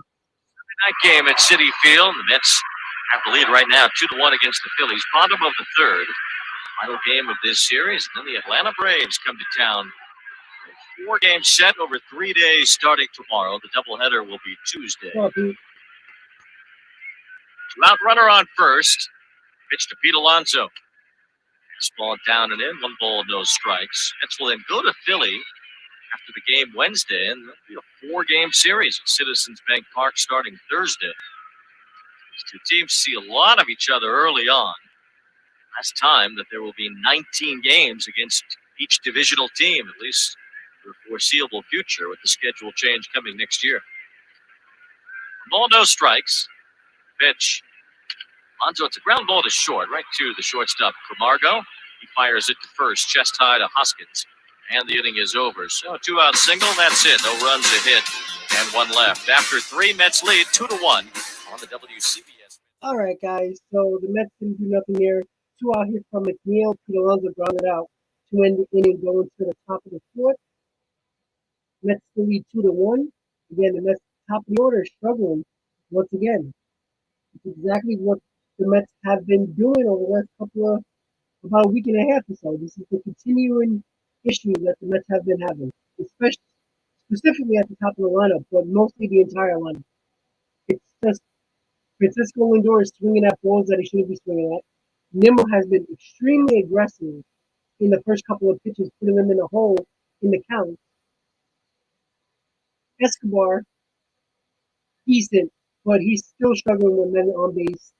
He's more of a guy that lately has been getting on base, but we need him to be driving in the run. The same thing with Pete Alonso. When guys are on base in front of him, Pete Alonso's got to do that damage. But as of late, for the last week or so, the top of the lineup hasn't been getting on for guys like Lindor, Alonso, Escobar.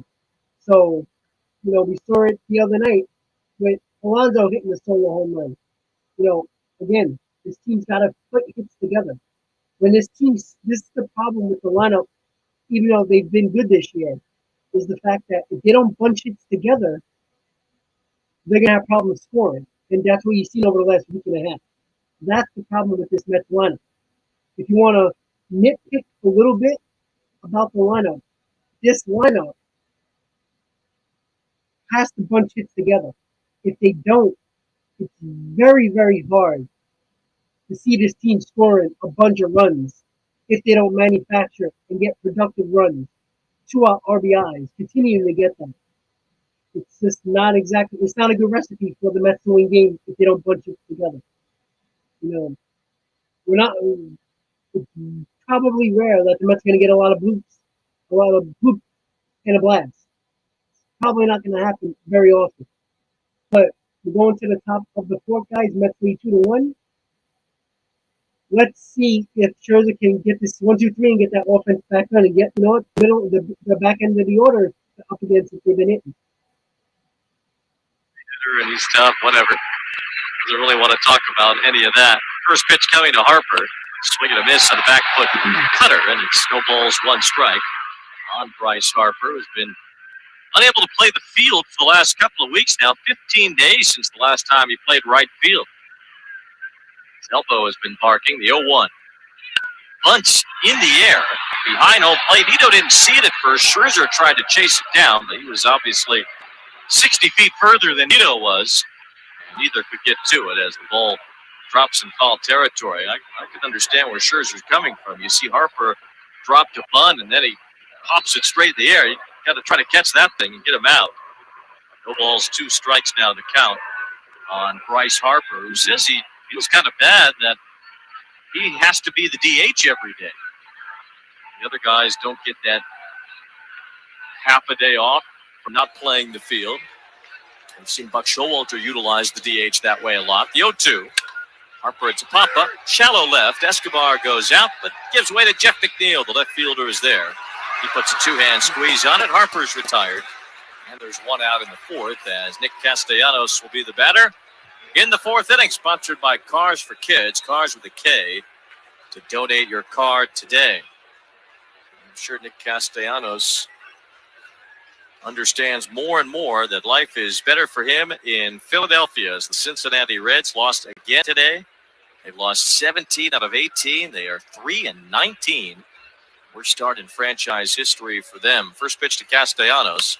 Breaking ball is lifted toward the right side. Dominic Smith goes out to get it.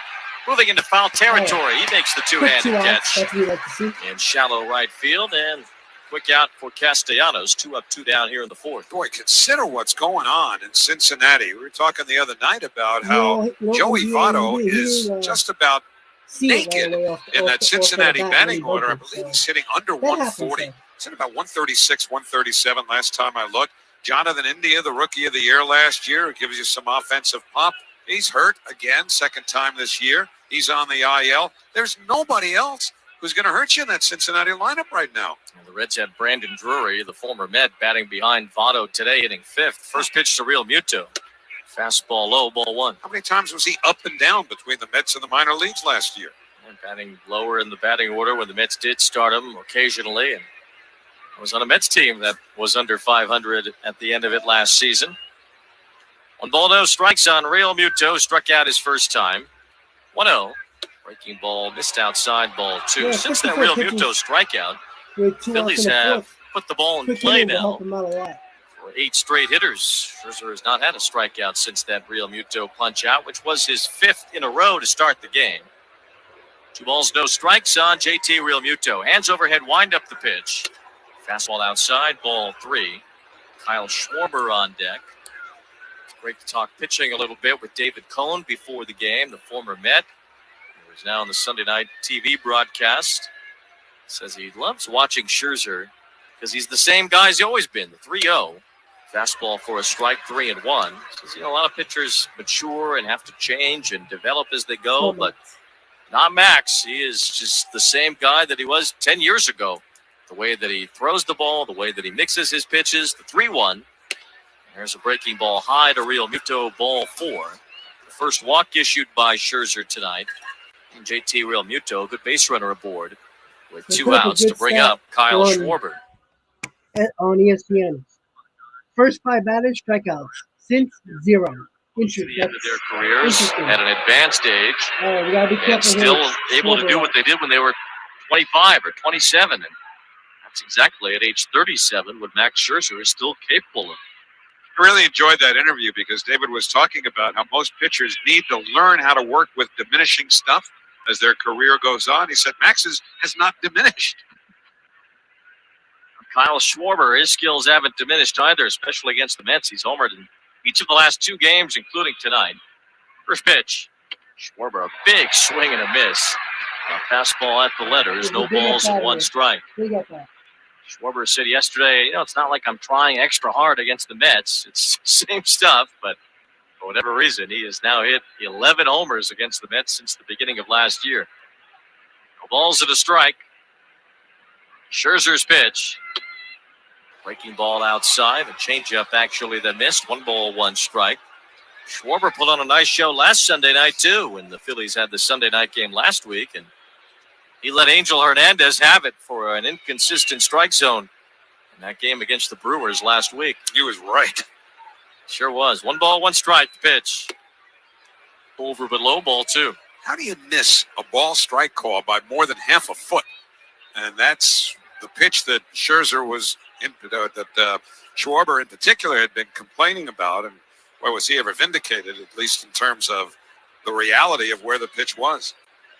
2 balls and 1 strike, 2 out, a runner on first. 2-1 Mets here in the 4th. Scherzer's pitch. Schwarber hits a breaking ball behind home plate in the air, foul. That'll get out of play. Into the seats. 2 balls and 2 strikes on Kyle Schwarber. And really, Schwarber kind of took up for both teams. Not just complaining about the Phillies getting bad calls, but the Brewers too. He said, you're missing them up, down, left, right, and for them and for us.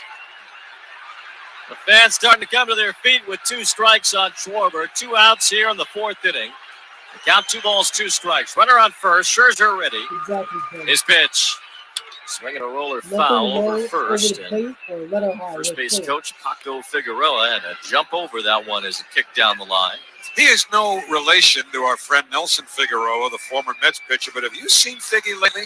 Yeah, Figgy's got the hairdo and the big beard now. Wow.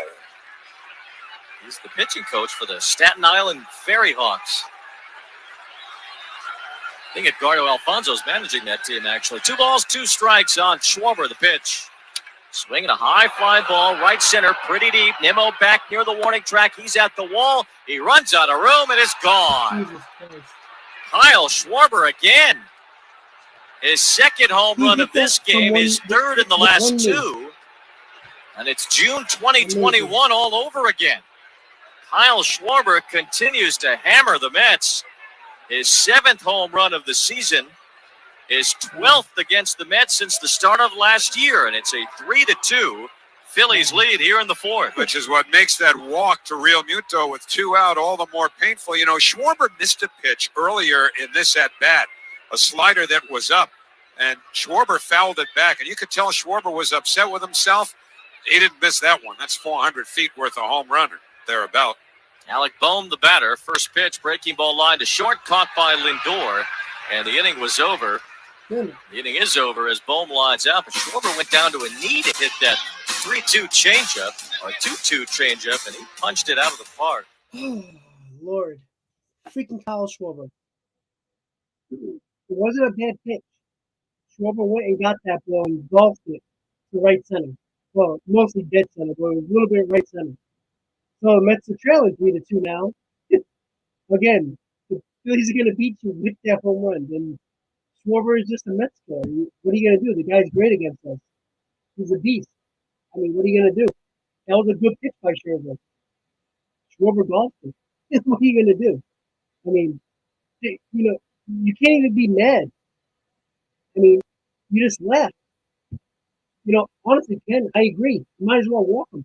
But this is the situation that I was talking about when it comes to other teams considering the Mets, right? In that situation, this Schwarber's batting 1, 2, 3, 4, 6th in the lineup. You Walker and Muto. Schwarber's up at the plate. That's the reason why you can expect the Phillies are looking for that 2-run, 3-run homer. The Mets are not. That's why if the Mets were in that spot and they got a walk, I'm not looking for a home run there because I don't expect them to hit a home run because they're not a home run hitting team. In this case, walks hurt the Mets because the Phillies are that good at hitting that ball over the wall. Specifically, Schwarber sees blue and orange and he only sees 450 feet home runs. Got to give the guy credit. It's just that simple. You know, if it's, you know, what are you going to do? Schwarber threw a good pitch. It was a little bit under the knees. Golfed it. Just dead, basically dead right center. I mean, what are you going to do? You know what? The next time up, I guarantee you they're going to walk him. I mean, the first pitch, the first home run from that Schwarber had, that was like a letter-high fastball on the outside corner. It wasn't a bad pitch, but it wasn't a good pitch. And he turned on it and took it to right field. Can't do nothing about that. But again, right now, the Mets got to get it together. Just that simple. Now he has as many singles as he does extra base hits. 10 of each to start the year. First pitch. Escobar lines to left center. Another base hit. This one up the gap. Herrera goes to cut it off. Escobar, big turnaround first, holds up there. As Herrera gets it in, so Eduardo Escobar is 2 for 2.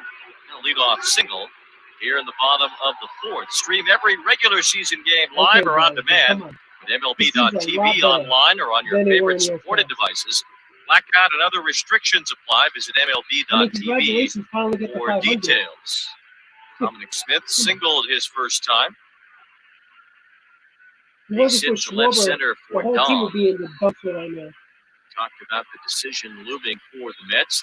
Dom Smith could be a part of that conversation. Need to be done before noon tomorrow. Escobar at first, nobody out pitch. And typical Philly fans show up only when they score runs. One thing That's that why I has don't gone like against Dominic Smith, even though I know, John, you've been there does have before. options, that he really just hasn't hit yet.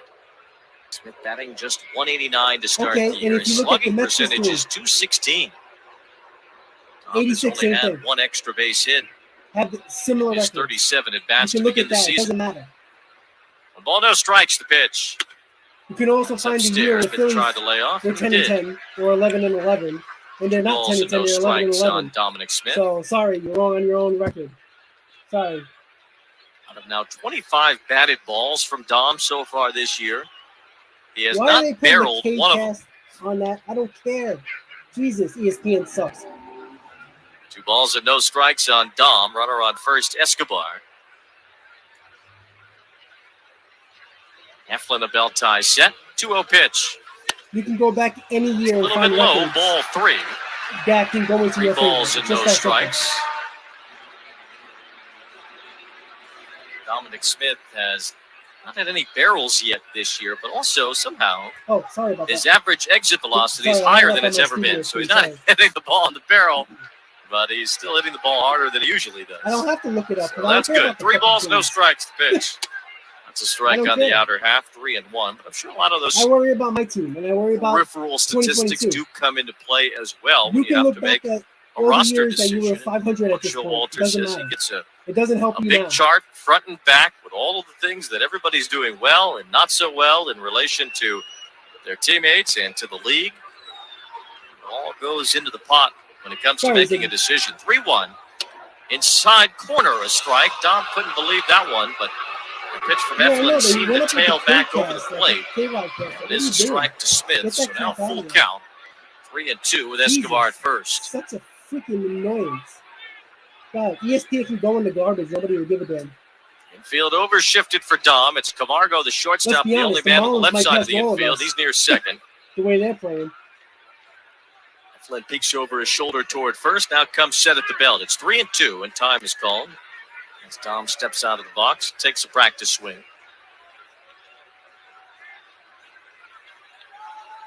Dom wearing the orange pitch batting track gloves, says it was swinging a a strike. It light-colored just looked bat as bad he the way stands in. Aaron 3 Nichols balls and caught that 2 ball. strikes on Dominic Smith. Escobar leads away from first. Yeah, Payoff Dom. pitch coming from Zach Eflin. The belt tie set. Escobar's running the pitch. That's hammered toward the right field line. That's a base hit. Yeah. It bounces toward the corner. Escobar on his way to third. He's being waved home. Escobar will score easily. Dominic Smith has an RBI double. And this game is tied. It's 3-3 here in the bottom of the fourth. Second straight time for Dom Look, that I know what Escobar, it is, who too, was though. on base while I mean, Dom was in the the batter's Phillies box, just was lost, moving on the how did they pitch. miss it? First time, Going Smith into the loop series one with to the left Phillies. and left center for a base hit that got Escobar to third. Here he pulls one down the line to bring Escobar home. On a night when there might be a little more at stake for Dom Smith, very encouraging returns for his first 2 plate appearances. And he hit that ball hard, punching it down the right field line into a good spot as it bounced into the corner. Escobar scoring easily on the play. If anybody has that. Dominic Smith with his second double of the year, his 5th RBI, has made it a 3-3 game. Now he's the go-ahead run at second. The batter's Marte. First pitch, he shows bunt, lays it down foul. Third base side, no balls and 1 strike. Bohm was playing in. And Marte threw the bunt down anyway and bunted foul. I don't know, you really want to bunt to get the 8-9 hitters up, particularly when you're facing a pitcher against whom you've done so well. Starling Marte, even with that RBI soft ground out in the second inning, was 7 for 12 against Zach Eflin, including a home run. I'd like to see him swing the bat here and drive this run home. You gotta love the competitive No game. balls, 1 strike on Marte. Big gap in left center for him. The pitch. You know what? The Marlins He's not showing look bunt better that than the time. Braves. Takes inside. 1 ball, Like, 1 honestly, strike. So the back-to-back Marlins hits scared with again the from pitches. Escobar and Smith. All right, so tie Last game, time it guys. turned into a Dominic Smith 2-run on inning. The second, Mets in the nobody out, second. Marte And up. got 1 already here in the 4th. Marte drove in one of those runs in the second with a ground out to score Escobar. 1 ball, 1 strike. Pitch. Marte breaks his bat, rolls one to the left side. Bohm's got it, looks the runner back to second, and throws out Marte at first. Bat ended up pretty close to where Bohm fielded that ball. As Marte got sawed off pretty good there by Eflin, and now 1 out. You know, As Dominic Smith holds up at second on the play. Batter will be Guillorme, who punched one off the wall in deep center I'll be right back. his first time up. Run-scoring double for Luis Guillorme. And a few doubles in his 28 at-bats this season. Yorme's roster spot feels a little safer than most because he's really the only backup shortstop the Mets have on the roster. Eflin Abeltai set first pitch, breaking ball outside, ball one, which I guess you don't need because Lindor is pretty durable, plays every day. But if you want to give Francisco a day to rest his feet and make him a DH, you can't do that if you don't have anybody to spell him at short, which is what Luis Guillorme can provide. 1 ball, no strikes. Pitch. He is going to be back. Guillorme shoots one foul to the left, and it's 1-1. It's going to be real interesting when whatever move is made is announced tomorrow. Is that we can think we have everything figured out, right? In every scenario, every possibility that bodes well for certain players, not so well for others, but they've got so much more information than we do that when they make the decision, it's going to be more informed than we can imagine it's going to be at this time, whether you agree with it or not. 1 ball, 1 strike, pitch. Guillorme takes a strike on the inner half, 1-2. And when it comes to Cano, they still need to be okay with the fact that they're going to swallow close to $40 million if it does end up being a release of Robinson Cano. That's something I would imagine was talked about a while ago, not just over the last couple of days. That would be my guess. 1-2 pitch. Guillorme takes down an in ball 2, and it's been highlighted by the fact that Cano's hit under 200. He has not looked very impressive at the plate to this point. But he does have, certainly, maybe out of anybody on the entire team, he's got the most established resume. And if Cano does latch on somewhere and does figure it out again, and does start to hit as the weather warms up, well, it's something the Mets might have to deal with coming back to bite them a little. 2-2. Guillorme's bouncer toward the mound. Eflin off the mound, grabs it, throws to first. Smith got off second base late. Ends up advancing to third once Eflin made his throw to first. So Dahl moves over 90 feet as Guillorme bounces out. Now we'll see if Tomas Nido can come through with 2 outs and give the Mets the lead. It's 3, Phillies 3 in the bottom of the 4th. He's trying to dodge Kyle Schwarber's home runs tonight. Schwarber's hit 2. The Mets have had an answer both times. They scored 2 in the second after Schwarber's solo home run. They've got 1 here in the 4th after Schwarber's 2-run home. I know, I was shocked when he hit that ball. Nido struck out his first time against Eflin, who has fanned 3 in 3 2/3 innings. Eflin Abeltai set first pitch. Nido inside out ball foul toward the right. No balls, 1 strike on Tomas Nido, who was in the clubhouse earlier today with his tool set fixing Francisco Lindor's watch. He had all the jeweler's tools. I said, "You moonlight as a jeweler now?" And he says, "I might as well." I guess it happens more often than you'd think. No balls and a strike. Yeah, if you pitch. When Marte was hot early, High and tight as Nido backs out of the way. 1 ball, 1 strike. Almost set him in his winding can. That is true. 100%. He was down in a crouch near Lindor's locker about 10 or 15 minutes today. Fixing this watch. The ball to the right side. I was going to put on those right glasses that jewelers wear with the big magnifiers on them. Get a good look at it. 1 ball, 1 strike on Tomas Nido. Pitch. Nido breaks his bat. It's ground ball left side. Bohm scoops it up, throws on the run on time to retire Tomas Nido at first. The inning is over. But the Mets do get 1 run. Dominic Smith doubles in Escobar. And Smith left in third. 2 hits in the inning. We'll go to the 5th. Game tied. It's 3-3.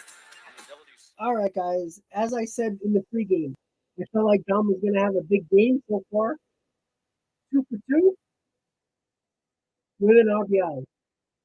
Again, I don't think it's more the fact that he needs playing time. It's the fact that he knows he's one of the guys that can be sent down by 12 o'clock tomorrow. That's basically what it is. A little bit of motivation does not hurt anybody. It helps. Like, what's up? Exactly what you got to do. Yeah, they show the stat. I know you, if you're not watching ESPN, they show it. I think 5 guys have the possibility of going down tomorrow or getting cut. Robinson Cano and Jankowski are the 2 guys that people are talking about. Both of those guys don't have options. So if you cut Jankowski, he's off the team. Cano, the same thing. Dom, Guillaume, and Davis all have minor league options. So those three guys, they probably said, listen, I still think it's going to be Cano that's going to be cut. But you know what? At this point, if you're not performing, you got to get the hell out of here. And it's just that simple. You know, Yohan Lopez is the other guy that's going to be going down tomorrow at 12. The other guy, I still think it's going to be Cano. And now you just can't get rid of Dom Smith. You can't send him down. He's played well. You know, JD, it's possible they might just do JD Davis since he's going through a little bit of an injury. But at the same time, getting Cano out of here would be nice. He doesn't do anything well at all. He sucks defensively. He hits every ball to the second baseman, and he's just useless. So here we go, guys. We're going to the top of the fifth. High score. Let's go, Mets. 3 runs. Mets have 3 runs as well. Dominic Smith has 2 hits. So does Eduardo Escobar. They have scored the 3 Mets runs between them. Smith, Marte, and Guillaume have each driven in a run. Let's see if Max Scherzer go back to work here against Johan Camargo leading off the top of the 5th inning. Camargo, Herrera, and then Segura. Face Scherzer, who struck out the first 5 hitters in a game for the first time in his major league career tonight, according to the video board out there. 5th inning, here's Howie. All right, thank you, Wayne. And the first pitch to Camargo is a fastball on the inside corner for a called strike 1. It's 8-9-1 in the Phillies batting order. Camargo 0 for his last 15, rounded to second his first time up. And Scherzer with the 0-1 pitch. The fastball hits the inner half, a called strike. And quickly it's 0-2. So Scherzer, 64 pitches through 4 innings. It's a little on the high side. So not punching everybody out, not something all that bad an idea. The 0-2 taken down and in 1 and 2 as long as you're getting outs. Because that will prolong the workday, or in this case, night for Scherzer to keep the pitch count relatively low. He's thrown right under each of his last 2. Here's the 1-2 pitch. In the dirt, 2 balls and 2 strikes, missing the cutter. Seeing each of the last 2 outings, 101 pitches last Monday against the Cardinals, 102 in his previous start against the Giants. 3-3 as we begin the 5th. 2-2 to Camargo. Scherzer, the overhead windup. Now the pitch. And it's a little bit low. A cut fastball. And what was 0-2 is now 3-2. Camargo, the former Atlanta Brave, was playing third base for a while as a seat holder for Austin Riley till he was ready. Boy, is he ever ready. Payoff pitch. Curve hit in the air to right. In comes Marte, and he makes the catch reaching up. He almost overran it. That was a tracer. And as Marte was coming in and a bit to his right, he put that glove up, and one more stride, he would have run right by it. It was that close.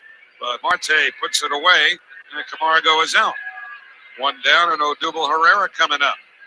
5th inning is sponsored by ELEC 825, building our bounce back. Herrera grounded to second in the 3rd inning. He has hit Scherzer very well in the past. 16 out of 55 with a couple of home runs, including this game. First pitch to the left-hand batter, a curveball, and that's high. 1-0 with Gene Segura waiting on deck. Phillies have 4 hits, 2 of them home runs by Schwarber, accounting for all 3 of their runs. The Mets have 6. Now the 1-0 pitch. Swing and a miss and a good changeup. That changeup kind of floats in towards the left-hand batter, fades away from a right-hand hitter. And it's 1-1 now to Odubel Herrera. Escobar, even with a bag off the line at third. The 1-1 is a fastball foul straight back and have play. 1-2 as we come to you live from the Bob Murphy broadcast booth, proudly presented by Bigelow Tea. Grab a mug and tea proudly. The Atlanta Braves will be here for 4 games in 3 days, beginning tomorrow night. Single admission doubleheader Tuesday, starting at 3, 1:10 game on Wednesday. Then it's on to Philly and Washington. Here's the 1-2 pitch. Herrera bounces it foul up the first baseline. Braves have Ronald Acuna back now after ripping up his knee midway through last year. Acuna was activated a few days ago. I'm sure we'll see him in at least 2, maybe 3 of the 4 games, as the Braves are trying to be careful with him early on. Here's the 1-2. Swung on and fouled into the mid of Nito for strike 3. 95-mile-an-hour fastball, and Scherzer has his 6th strikeout and his first since he punched out the first 5 hitters in the game. So 2 away. Back to the top of the order now, and Gene Segura. Segura has struck out swinging and singled to left. It's not surprising that the damage in this game was done by Scherzer for the Phillies. First pitch, curveball hit foul up the third baseline by Segura, in the count 0-1. A, Schwarber's a left-hand hitter. B, he wears out the Mets. But against right-handed batters, Mets starters have the best average against in all of baseball. The 0-1 swing and a miss, and a good-looking changeup there. And the count 0-2. That was that fadeaway from the right-hand batter. I think he can go 7. Just a 170 average, right-handed hitters against the Mets starters. Segura has a hit in this game. So does Bohm. The 2 homers from Scherzer. 0-2 to Segura. Scherzer into the windup. Now the pitch. Fouled into the mid of Nito. Strike 3, side retired. Strikeout number 7 for Scherzer. He gets the Phillies in order. And in the middle of the 5th inning, the Phillies 3, the Mets 3. On the WCBS Mets Radio Network, driven by your tribe. There we go, guys. That's a nice pitch. Quick pitch. 78 pitches for Scherzer going into the bottom of the 5th. Tie game 3-3. I think Scherzer can get up to 100 pitches, so no problem there. So I think he can get through the 7th if he has another decent inning in the 6th. But the Mets got to keep on scoring runs. They have the top of the order, Nito, Lindor, and McNeil. Stoney, what's up, bud? Met top of the order has got to get going a little bit. We can't have this bottom of the order. We have Nito ground out twice, Lindor striking out twice, McNeil got a hit in the second at bat, and then Alonso did nothing. Topped out and grounder. Top of the order has got to get going here. Definitely got to get going here. Again, guys, when it comes to the cut tomorrow, I might actually go live prior to 12 o'clock about who's going to get cut. So wait for that breaking news. I might go live during that time. So you might want to check it out if you guys have time tomorrow. I'll probably go live around that time just to get any breaking news who's going to get cut. We already know one cut. It's obvious. Yohan Lopez. He took Foley's spot. He will be the next one cut, the first one cut. It's just a matter of who's going to be that guy. There's 5 choices. Cano, Jankowski, Davis, Smith, and Guillorme. Guillorme isn't going anywhere because we know that shortstop, backup shortstop. So he's staying. Davis, possibility. Smith, possibility. But the way Smith's been playing so far, I think he won his spot back in this roster. It's going to be probably between Cano and Davis, in my opinion. All right, guys, so here we go. Bottom of the 5th. Mets got the top of the order up. Let's see if they can score some runs here. Facing Brandon Nimmo, Francisco Lindor, and Jeff McNeil. Nimmo has grounded out twice in this game. Remember last night, Nimmo went after the first pitch in 4 of his 5 plate appearances, which is unusual. First pitch on the way to Brandon, taken for a called strike, a sinker on the inner half, and the count 0-1. Sorry, guys. Sorry. Brandon was saying a lot of that had to do, at least early on, with his philosophy and the reports on Kyle Gibson. The 0-1 breaks high and tight. 1 ball and 1 strike to Nimmo. Saying if Gibson gets ahead of you, then you got big problems with his arsenal. 1-1 to count. Now the pitch. Taken low outside. 2 balls to 1 strike. Just kept feeling that Gibson was going to be around the plate. Wouldn't be a bad idea to go after him early, but it wound up that Gibson walked 5 batters last night. 2-1 the count. Now the pitch. Breaking ball rolled to first. Hoskins behind the bag has it. Underhands to the pitcher. Eflin covering in time. 1 man out. And that sounded like Brandon Nimmo's back crack, did it not? I would say Eflin has broken close to a dozen Mets bats in this game already.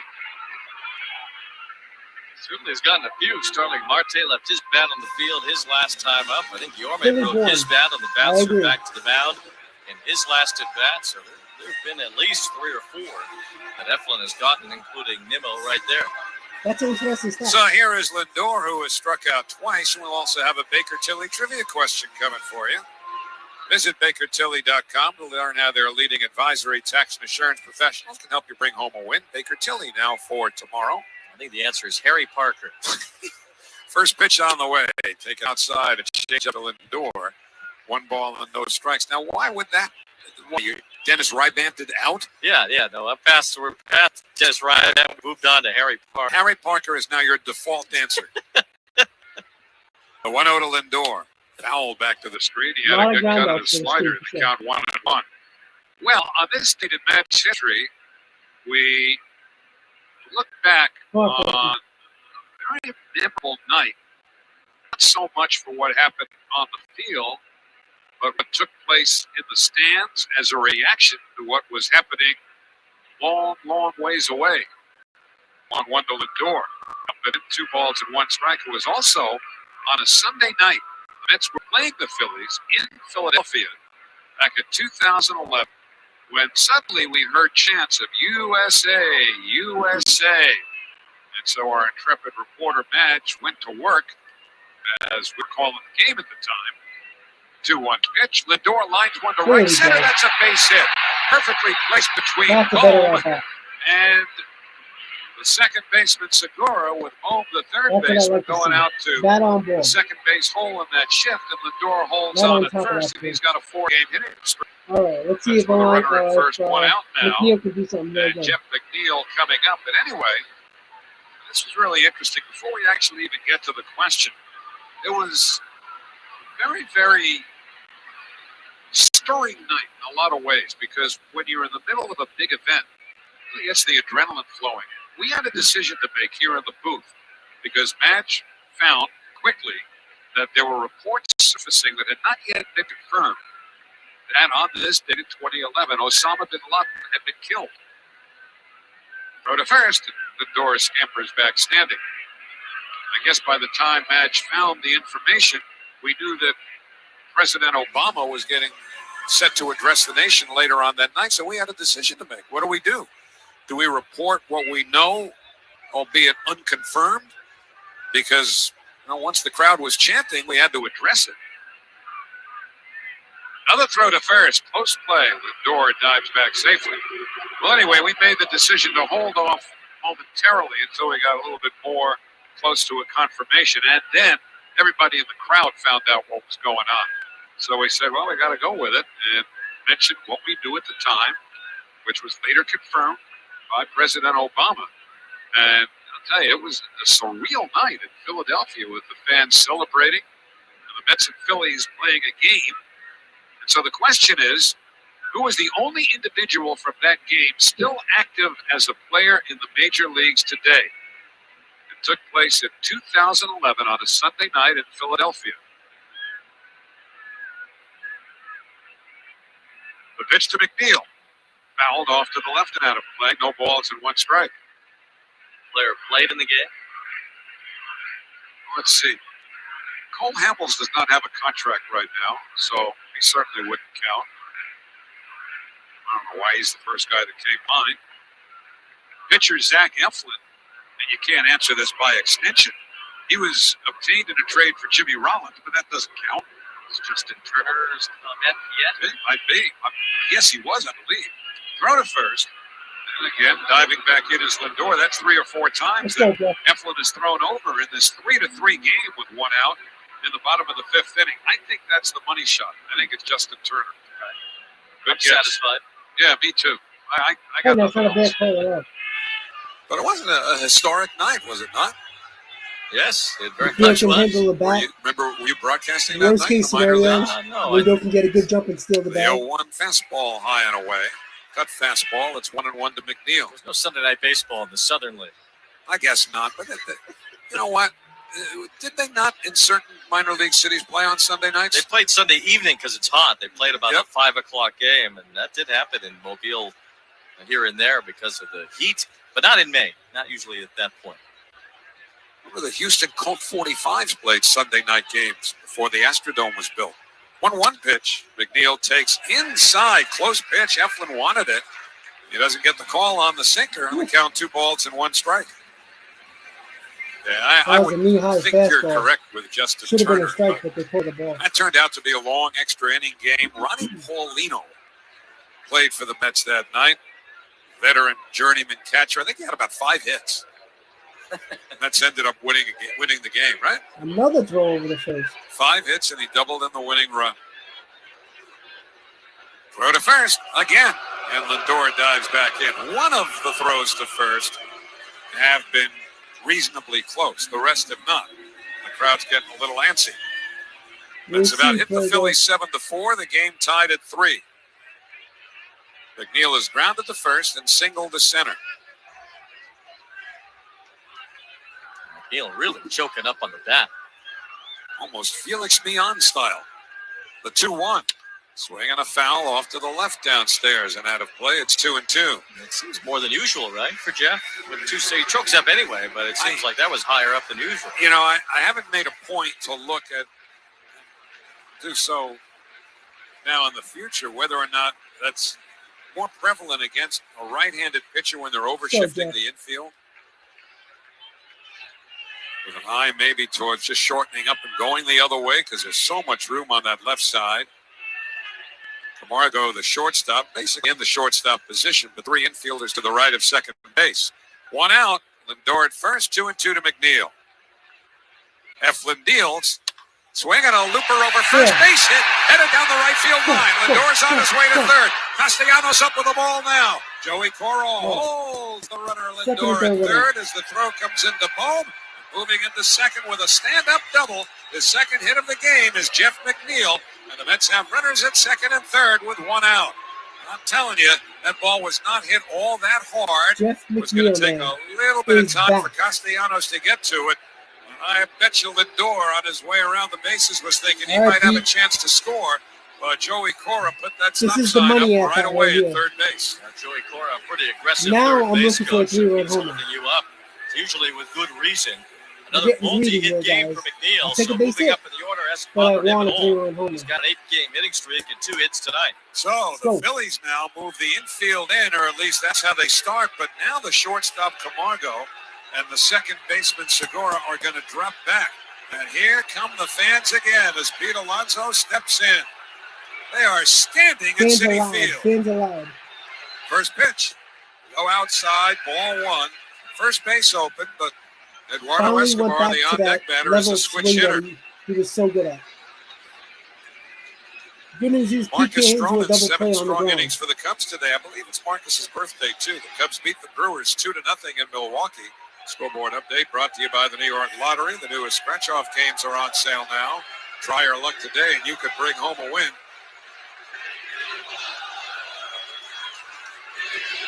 They're chanting for Pete.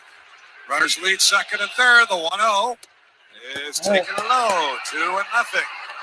Phillies have lefty Jose Alvarado getting ready in their bullpen. And Alvarado came into a bases-loaded situation last night in the 5th inning. Could be an identical situation because now they're going to walk Alonso altogether to load the bases. The next 2 hitters are Escobar and Dom Smith, who's got 2 hits behind him. Smith left-handed. Escobar is switch hitter. Now, they brought Alvarado, the left-hander, in yesterday, and Joe Girardi's going to do it again, turning Escobar around to his stronger natural side. But Alvarado struck him out yesterday, as he did to McNeil, who followed. So, 3-3 game, bases loaded, 1 out, last of the 5th. And this pitching change is sponsored by Hyundai. All right, guys, so Girardi's taking out Eflin to bring in Alvarado for Escobar. Again, walking Pete Alonso to get the double play chance. Yesterday, Alvarado struck out Escobar, right-handed. So they're trying to do that again. Let's see if, again, we've talked about Escobar. He's been great when there's no runners on. Taking the walk, getting nice bases to get on base early on with the counts and everything like that. But he also struggling with men on base. We need to see Escobar be the RBI machine that he is throughout his career. We need that from him. So that's what we need to do right now. We need Escobar to get some RBIs right here. That's exactly what we need from Escobar. He's the one guy that has been really struggling with runners on base this year. He's been great with no runners on. Runners on? Sorry, guys.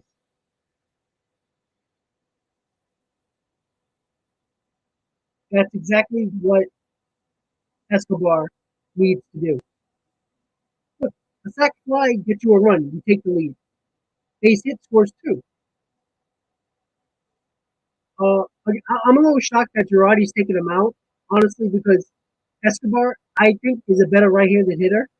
He's more of a, I wouldn't say more of a power hitter. He's more of a level swinger right-handed than left-handed. Alvarado struck him out last night, so that's why Girardi's probably doing it. So here we go, guys. Bases loaded, 1 out. Escobar at the plate. Switching over to right-handed. Right now, bringing in the lefty, hard throwing, Alvarado. So here we go, guys. Still a commercial, so we're going to set it up right now. Bases loaded, 1 out. Mets looking to take the lead. He's the guy who's going to be the first batter. He pitches to here, Eduardo Escobar. And behind him, it was Jeff McNeil yesterday. Today it'll be Dom Smith. He struck McNeil out. And that kept it a 1-0 Mets lead at the end of 5. Of course, the Phillies would go on to win 4-1. So Alvarado makes his 9th appearance. No one-loss record. In 6 2/3 innings, he's allowed 3 runs on 6 hits, but he has struck out 10 and walked 2. Remember, the guy who's going to bat after Escobar, unless there's a double play here, is Dom Smith. And Smith and Alvarado got into it last year. And rather animated vocal exchange. No punches were thrown, but Alvarado, who was, as we mentioned yesterday, somewhat a combustible chap, was very emotional that day. And Dom, who's a little bit more reserved, was kind of hot himself. But right now it is Escobar. Bases loaded, 1 out. Lindor at third, McNeil at second, Alonso at first. Here's the first pitch. Swing and a miss. At a cut fastball. The count 0-1. Escobar's 2 out of 2. Field single. Then he singled to center. He has scored twice. Right. Mike Trout hit his 6th homer today. The Angels beat the White Sox 6-5. Blue Jays over the Astros 3-2 in Toronto. That's about hit the Phillies 8-4, but it's 3-3. Infield back at double play depth. Here's the 0-1. We'll get to win. Off the glove of the catcher, Real Muto, and rolls to the backstop. Everybody moves up. Lindor scores from third. McNeil goes to third. Alonso to second. I think that'll be a pass ball. That's how it certainly looked from behind home plate. Were there a cross up there? I don't know. I think Real Muto just missed it looking at the replay. So it'll go as a pass ball. Lindor scores the go-ahead run, and now the Mets have second and third, 1 out.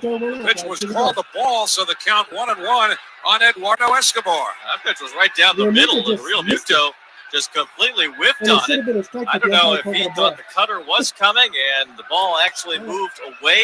Real Muto's asking Jerry Meals why he didn't call it a strike, and I think Jerry Meals probably asking him, well, why didn't you catch it? All right, guys, here we go. Well, it is 4-3 New York, but now they've got 2 more in scoring position and a 1-1 count on Eduardo Escobar. Alvarez sets. Alvarado sets the pitch. Fouled straight down at home plate. So 1 ball and 2 strikes on Escobar. with Dom Smith waiting on deck. Right down the middle. Well, the Mets, who trailed 1-0, led 2-1, trailed 3-2, tied it, and now gone back in front. But again, that's two big base runners out there. Mets would love to pick up at least one of them. Max Scherzer getting a little rest on the bench. Escobar, the fifth man to bat in the inning. There's been a pitching change. There's only one out, meaning that Scherzer will have an appreciable amount of time to catch his breath. Going to give him a bigger lead. 1-2 the count. Now the pitch to Escobar. In the dirt. That one blocked by Real Muto. A cut fastball at about 59.5 feet. And Real Muto kept his body in front of that one. So the count 2-2 strikes now. Escobar has always hit the Phillies well. 320 lifetime average against them coming in. And he's raised that with 2 hits in this game. All 4 infielders are in. McNeil at third, Alonso at second, 1 out. 4-3 Mets in the 5th. Alvarado ready, the 2-2. Check swing, he went around, strike 3. Went after a high fastball. And for the second straight day, Alvarado comes in with the bases loaded, strikes out Escobar. That's the second out, so the Phillies can move the infield back. And now Dom Smith will be the hitter against A, a tough left-hander, and B, a fellow with whom he had a little beef last year. But Smith tonight, if he's trying to secure or at the very least maintain a hold on his roster spot with cut-down day tomorrow, he certainly helped himself. 2 for 2, including an RBI double. McNeil at third, Alonso at second. Lefty against lefty, the first pitch. Fastball in for a called strike. It's 0-1. In the last year, Dom Smith was pretty good against left-handed pitching. This year, just 1 hit in 5 at-bats. So the infield back. Herrera in center, a step or 2 the other way. Here's the 0-1. Smith lines it up the middle. Base hit center field. In comes McNeil. Alonso around third base for the plate. Herrera's throw. Head first slide. He's safe. The throw very late. Holding it first with his 3rd hit of the game. A 2-run single is Dom Smith. He's driven in 3. The Mets are leading by a score of 6-3. And to be sure, Dominic Smith is making a statement tonight. He certainly is. He could not have picked a better night for this. That ball was roped up the middle against a real tough left-hander in Alvarado. Dominic Smith bouncing that one right through the center of the field to knock in 2 runs, 3 hits, 3 RBIs, and a scored for Dominic Smith at the perfect time. So here is Marte, who is 0 for 2. Smith not a big lead at first. Alvarado delivers down and in near the foot of Marte, ball 1. Well, it's got to feel good to Smith for so many reasons, not only if his roster spot is in any question at all. You would have to think it was in some before this game started, but also just because of that little personal thing with Alvarado last year. So 1-0 counts Marte, right-hand batter. The pitch fouled into the mid of Real Muto. 100 miles an hour on that sinker, says the board. And the count 1-1 to Starling Marte, who's the 7th man to bat in the inning. That's 6 runs, 9 hits, no errors. The Phillies 3 runs, 4 hits, and no errors. Alvarado sets at the waist. Very short lead for Smith at first. The pitch. Marte takes a called strike, a cut fastball, and it's 1-2. Starling Marte only has 3 hits in his last 25 at-bats. The Mets had a day off after the St. Louis series. That was on Thursday. Marte has not had a game off since the last game of the previous homestand against the Giants. 1-2 the count. Now the pitch. In the dirt. Was blocked by Real Muto on the cutter. The count 2 balls and 2 strikes with Luis Guillorme on deck. But again, one of the reasons that Buck Showalter moved Marte down tonight is because the Phillies have 4 left-handers in their bullpen. You've got Guillorme, a left-handed hitter batting 7th. Smith, a left-handed hitter in front of Marte. They wanted a right-handed bat there. Here's the 2-2. Bouncing ball to third. Bohm up with it at his shoe tops. Throws to second for the force play. And that retires the side. However, in the fifth inning for New York, they score 3 runs. There were 3 hits. No errors. All right, guys. Well, that was a nice fifth inning for the Mets. A terrible pass ball by Muto. Smith with a big 2 RBI. 2 RBI, excuse me. Smith just put in the game that he needed to stick around his team, and not that sometimes. No doubt about it. If you look at the list, that was possibly the player that might go. Dom seemed like a reasonable choice before the game. And I said it before the game. Dom Smith is going to have a game tonight. I just felt that. Can you guys hear me? I told you guys. Damn it. I can tell you.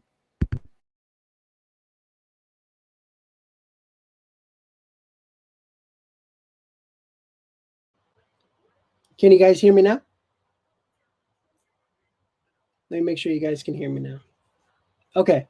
So I told you guys that before the game, Dominic Smith was going to have a game tonight.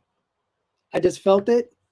His ass was on the line tonight, and that's exactly what he's done. You put some pressure.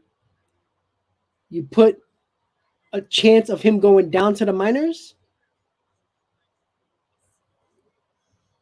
and you get him to wake up and smell the coffee. I think Buck did it perfectly. The guys that are besides J.D. Davis, the guys that possibly going down to Jankowski, the 2 guys are in the lineup, Guillermo and Dom, the 2 guys who are at risk here of going down. And guess what? Dom showed up. It's exactly what you want to do. We're going to the top of the 6 guys. Scherzer on the mound. Mets lead 6-3. It is 6-3 New York. And Scherzer is going to face 2, 3, and 4 in the Phillies batting order, beginning with Rhys Hoskins, who's over. Got to get a quick inning here, First guys. Pitch to the right-hand batter, taken low outside, a fastball, 1 ball and no strikes. Hoskins just 1 for 25 in his career against Scherzer. Then Bryce Harper, then Nick Castellanos. The 1-0 pitch, swing and a miss at a breaking ball, the slider. Then 1 ball and 1 strike now to the Phillies' first baseman, who is just 2 out of 19 overall lately and 2 for 19 on the year against the Mets. Mets have won 3 of the first 5 between these teams this year. 1-1 pitch. On the outside corner, perhaps a generous call by the home plate umpire. See if we can get a quick inning here, get that offense back up. And it's 1 ball and 2 strikes. And again, we watch not only from behind home plate, but a little bit off to the right of it, which skews your perception just a little bit. Even that center field camera is not directly behind the pitcher. 1-2 on the way. Breaking ball, low outside, 2 balls and 2 strikes. Actually, that was the changeup there from Scherzer. 3 infielders to the left of second base against Hoskins. And Scherzer, who had a nice long rest between half innings, deals 2-2 and a bouncer foul up the third baseline. That 83 pitches for sure. Quick inning would be nice. McDonald's, not only for his pitch count, but also to get the offense back up there. The Mets have scored 5 runs in this game, and they've got 6 right now. Well, tomorrow, everyone gets a free medium fries with any purchase of $1 or more using the McDonald's app at participating McDonald's. 2-2 pitch. Swung out and missed strike 3. Got him with a cut. That's what we're talking about. Which looks a lot like his slider, except that's about 4 miles an hour or so faster than the slider. That cutter was on a very similar down and away plane. Some cutters have a bit of a higher plane. For instance, a right-handed pitcher will get in on the hands of a right-handed hitter, or a left-handed hitter, pardon me, with a typical cutter.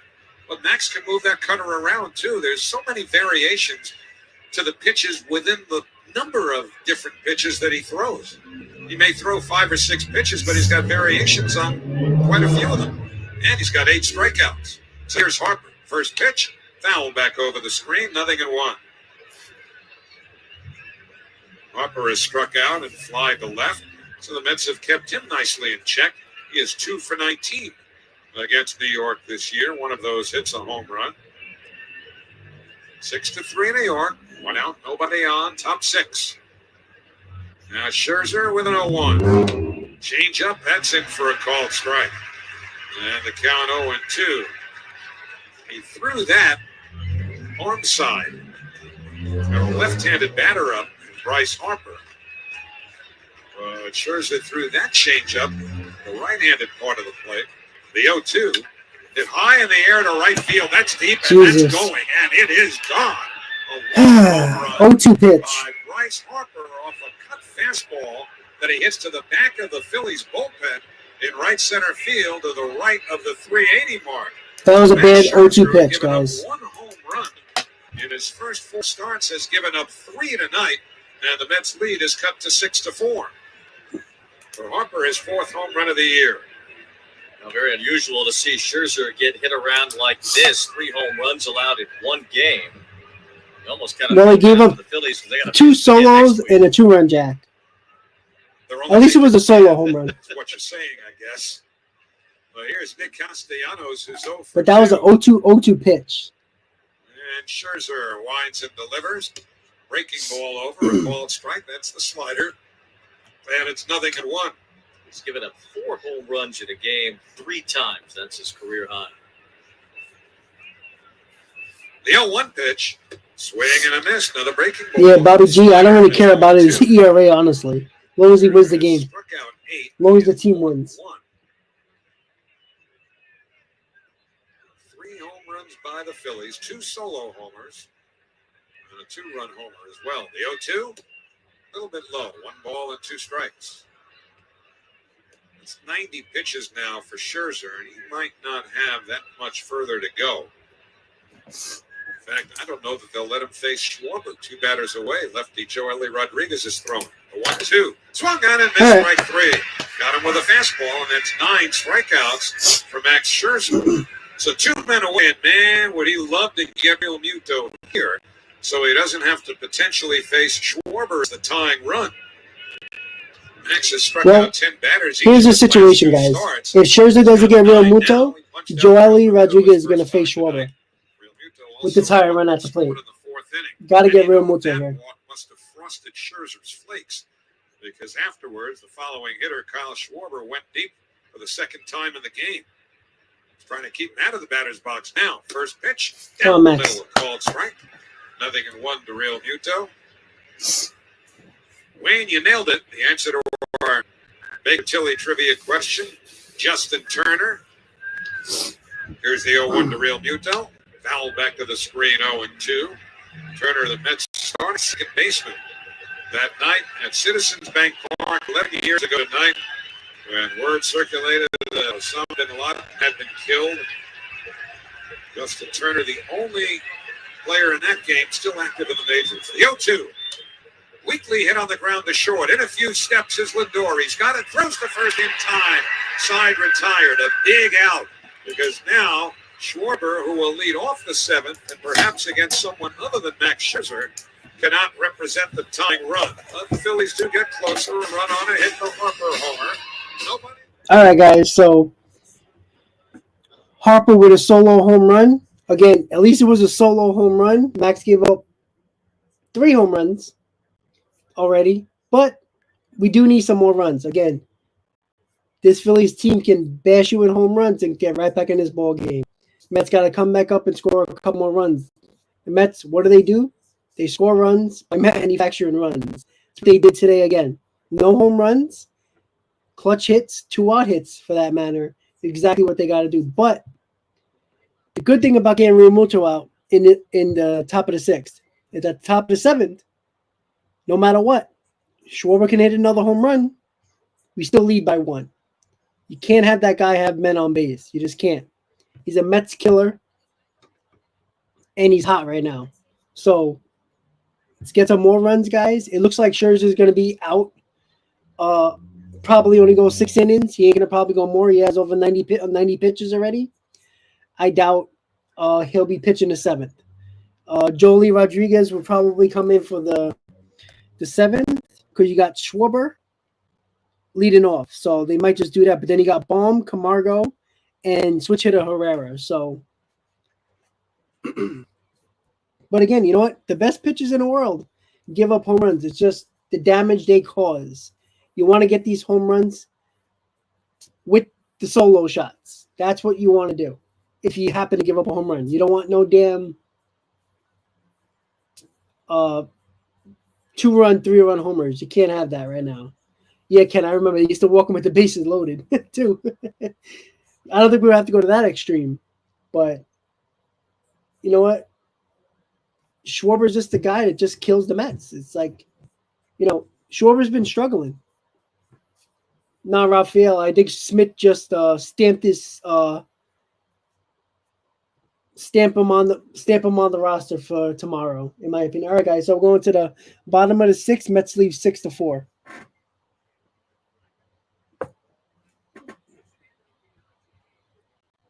All right, guys. Here we go. And a former Met will come on to pitch after Jose Alvarado pitched 2/3 of an inning, allowing 1 hit, no runs, striking out 1. The starter, Zach Eflin, credited with 4 1/3 innings, during which he allowed 8 hits. The 7-line army out to become unearned because of the pass ball. 1 intentional walk, 3 strikeouts. Brad Hand's in the game for the Phillies. In the Mets batting order, starting with Luis Guillorme, who had an RBI double. Put the Mets ahead in the second hit, lefty against lefty. And the first pitch to Guillorme is taken for a called strike, 0-1. For Brad Hand, it is his 9th appearance. He has 1 save, 2.08 earned run average. Corey Knebel generally is the closer. 0-1 the count. Now the pitch. Breaking ball hits the outside corner, a slider, and the count 0-2. And that trivia question was brought to you by Baker Tilly. Learn how their leading advisory tax and insurance professionals can help you bring home a win. Baker Tilly, now for tomorrow. Guillorme, Nito, and Nimmo due up for the Mets here in the last of the 6th. And Joely Rodriguez stays up in the Mets pen. Well, what I worry about Rodriguez is that you got 2 righties after that. So that's what I worry about. With Schwarber due to lead off in the 7th, having homered in both of his at-bats against Max Scherzer. It would appear that Scherzer is done for the night. They'll lead with a lead. Now it's up to the Mets to either extend it or hold it. 1-2. The pitch just missed. A little bit low, evidently, with that slider. 2 balls and 2 strikes. That means this will be the 24th consecutive start for Scherzer without a loss. He has won his last 14 consecutive decisions. Would be in line to get the win tonight. It depends on the bullpen. 2-2. Now the pitch. Fouled straight back. And there was a move made in the bullpen out of necessity. Sean Reed Foley, after an exam this morning, was found to have a partial tear of his ulnar collateral ligament. Tommy John surgery is certainly on the table, but he will get some further medical advice and meet with others in the next couple of days before they decide on that.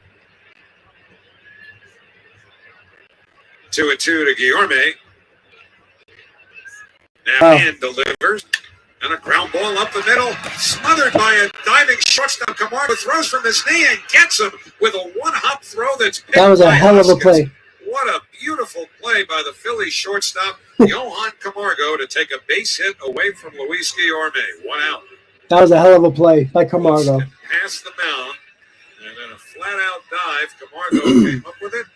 And did what he was playing up the middle, and it hit the mound, but that's still a great play. Nice pick by Hoskins, too. Power report sponsored by the Tri-Accurate dealers. Power supplied by the Phillies in this game. 3 home runs, 2 by Schwarber, 1 by Harper. That was a beautiful play. In front 6-4. But the thing I worry about with Rodriguez is that he has to pitch to the 3 batters. 2 of them are right and 3 after Schwarber. So. Slider. No balls and 1 strike to the Mets catcher. who has caught, at least as the starter, every one of Max Scherzer's 5 starts as a Met. And yet Buck Showalter insists that James McCann is going to catch Scherzer too. Here's the 0-1 pitch. Breaking ball. That's a Angel is true. And also, it keeps a little strategy in the game too. Would you want to bring in that pitcher or not? Kind of. That's how it goes. But it's a decent rule. I understand the rule. Yohan Lopez right back. He is active for tonight. Here's the 0-2. Yikes. Swung on and missed strike 3. A slider that tied him up inside. Anito could not hold the swing. So 2 up, 2 down. And Brandon Nimmo coming up. I would imagine that Lopez would be the pitcher to go down. You would have to have thought that Sean Reed Foley was vulnerable anyway, but now, unfortunately, all right, Brandon Nimmo up. Situation. See if Brandon Nimmo can hit jack one to right field. To this extent, that when you are on the injured list, you're a member of a, in this case, 28-man roster. Well, you get paid. You're on the IL. You get paid. If they would have demoted him, he would not have been getting paid major league money. Here's Nimmo, first ball swinging, lifts it in the air to center, fairly deep. Herrera back, reaching for the wall, on the track, makes the 2-hand catch. And that retires the side. Mets go in order. And at the end of 6, it's the Mets 6, the Phillies 4. Well, that's not what we were looking for, guys. But still got time to get something done. It seems like Joely Rodriguez is coming into the game. The thing that I worry about, obviously, the 3-batter rule. And also, you got, after Schwarber, you got 2 righties with Camargo and Bohm. If it was me, I would let Scherzer go out there to pitch to Schwarber, or at least pitch the inning, worst case scenario. Because Schwarber's home run doesn't tie the game. So, but again, Rodriguez is probably coming in because that's what Buck usually does. He's very understand. He actually sets the line and sets the way he's going to do things. He doesn't really change it, which is fine. It worries me a little bit, even though Joely Rodriguez has been pretty good as of late. He's great against left-handers batters, right-handers not so much. So we'll see. I think you have to put him in this situation, even though I'm kind of going back and forth on the decision. But oh yeah, America, sure. It is going to the top of the 7th. Mets are leading 6-4. The Phillies have Schwarber, Bohm, and Camargo. Max Scherzer is probably out of the game. I haven't seen it. The commercial didn't come back yet. And Joely Rodriguez for the Mets is looking like he's going to be pitching in the 7th against Schwarber, Bohm, and Camargo. So,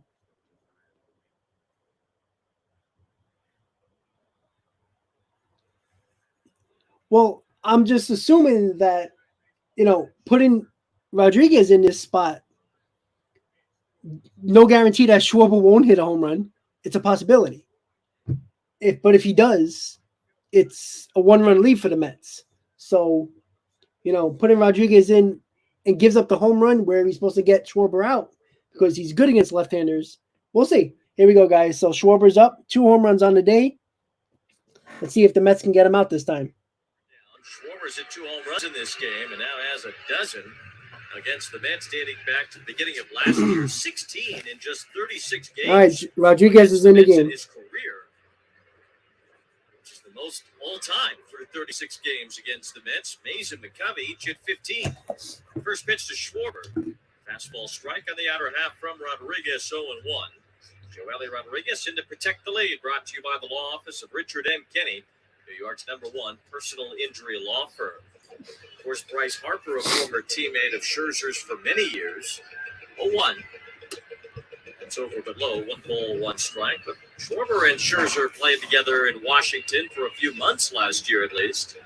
So all 3 home runs Scherzer allowed tonight to former Washington Nationals teammates. 2 to Schwarber and 1 to Bryce Harper. Scherzer struck out 9 in his 6 innings, 1-1.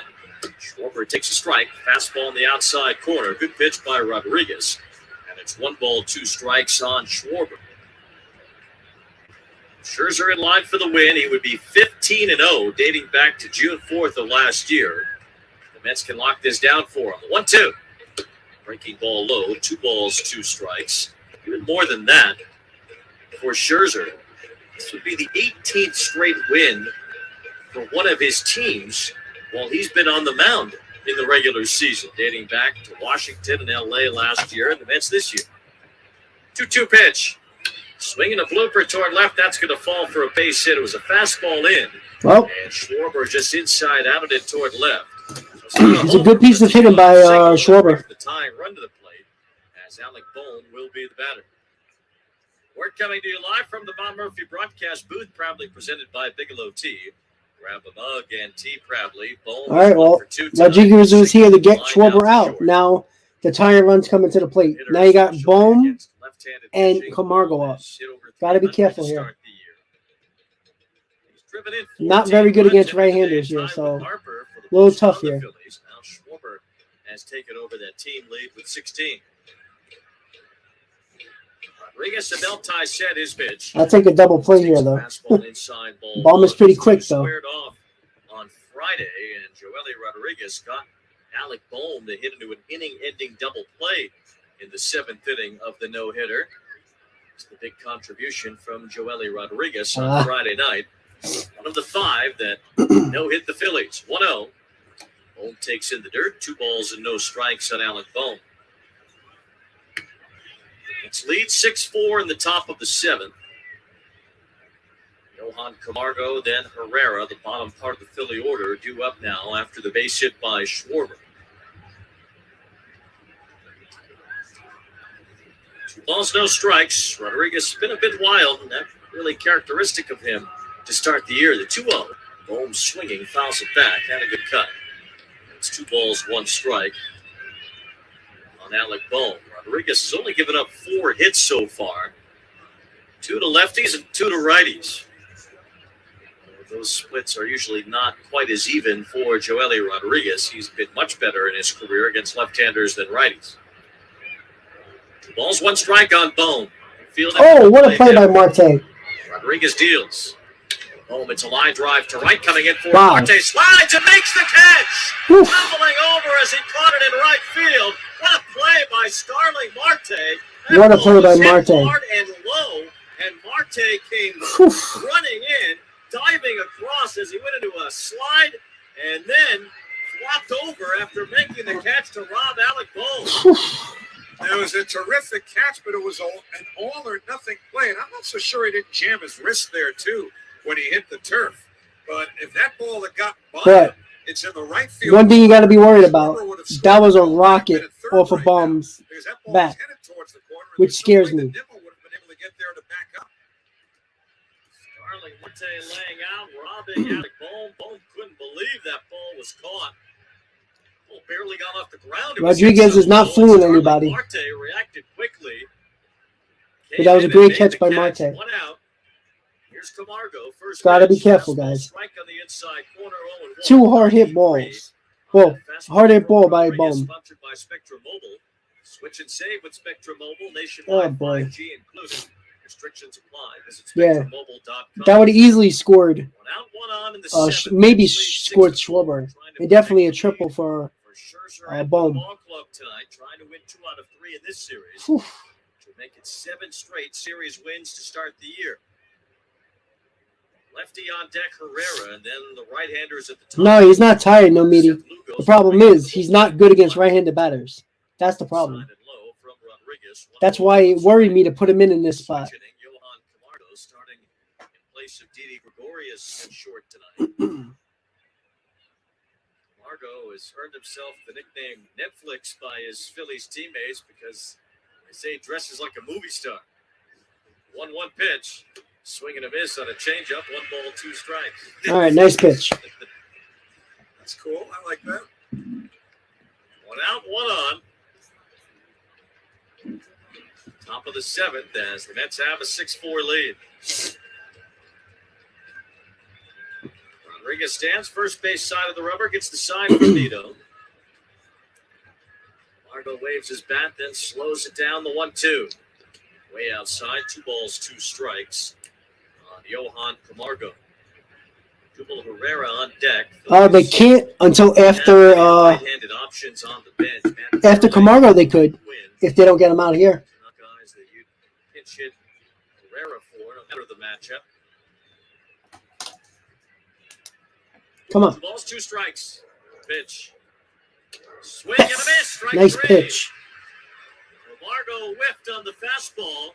It was on the inner half of the plate. Big strikeout. And Joely Rodriguez gets his first strikeout as Camargo goes down. So 2 outs. All right, we got Herrera, the lefty, up. So Rodriguez on the mound, and now the left-handed batting Odubel Herrera standing. we got past the righties. Got to get this batter here. Seth Lugo will face Segura. Seth Lugo's in the bullpen, guys. He will come in if Herrera gets on. Norwood, the New York City native, yesterday picked up the first big league win. Here's Odubel Herrera. Come on, Joely. 2 outs. Runner on first, Schwarber, who led off this inning with a single. 6-4 Mets in the top of the 7th. First pitch.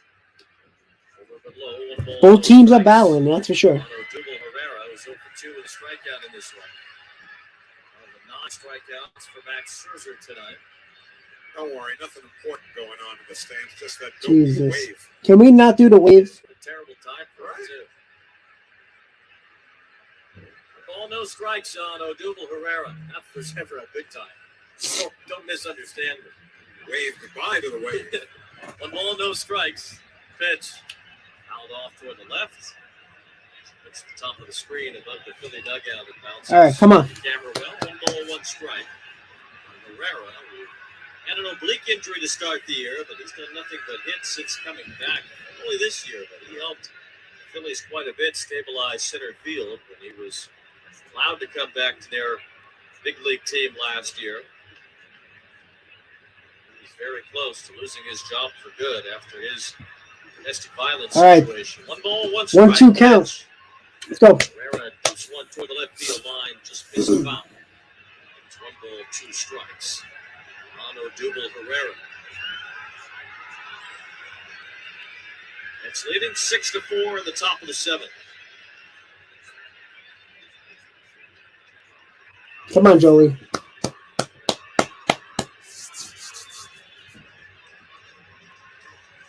Rodriguez trying to work around the leadoff single. He's gotten the next 2 men out. Now he's ahead of Odubel Herrera. 1 ball, 2 strikes. Rodriguez ready his pitch. Slider in the dirt. He's able to keep it at home plate. 2 balls and 2 strikes to count on Odubel Herrera. Come on.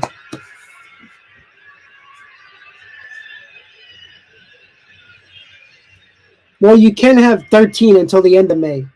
Now, they changed that rule. But you can't have 14. So. First Phillies center fielder to get to the All-Star game since Shane Victorino.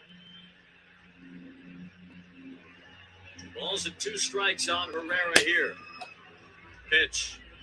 Swinging the chopper right side. Yorme comes in, grabs it at the belt, flips to first for the out. And Odubel Herrera retired to end the inning. Nice job by Joely Rodriguez on a leadoff single, but that was Nice.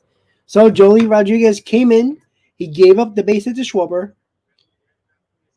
Got Bohm and Camargo out, even though Bohm hit a shot to right field, but Marte made a nice play. Joely got out of it. Rodriguez has been good lately. Really nice to see him do decent against the right-handers, getting out of the 7th. Now we come back. We got 2-3-4 for the Mets. Lindor, McNeil, Alonso. Mets lead 6-4. Seth Lugo will be coming in the 8th inning to pitch to the top of the order. Segura, Hoskins, and Harper. So won't be easy in the 8th, but let's see if the Mets can put some more runs on the board and give us a little bit more of a breathing room that we would like to have. You know, most of the bullpen is rested for the most part. If it's a safe situation, Diaz is clearly going to come in, but we're not there yet. Once again, guys, don't forget to hit on that like button, guys. Let's get this stream up to the top of the list for the end of the game so we can get more people in here so we can have some more fun to watch the end of the game against the Mets and the Phillies, the rubber game between the Mets and the Phillies. Who is going to I don't know, Ken. I stream the radio.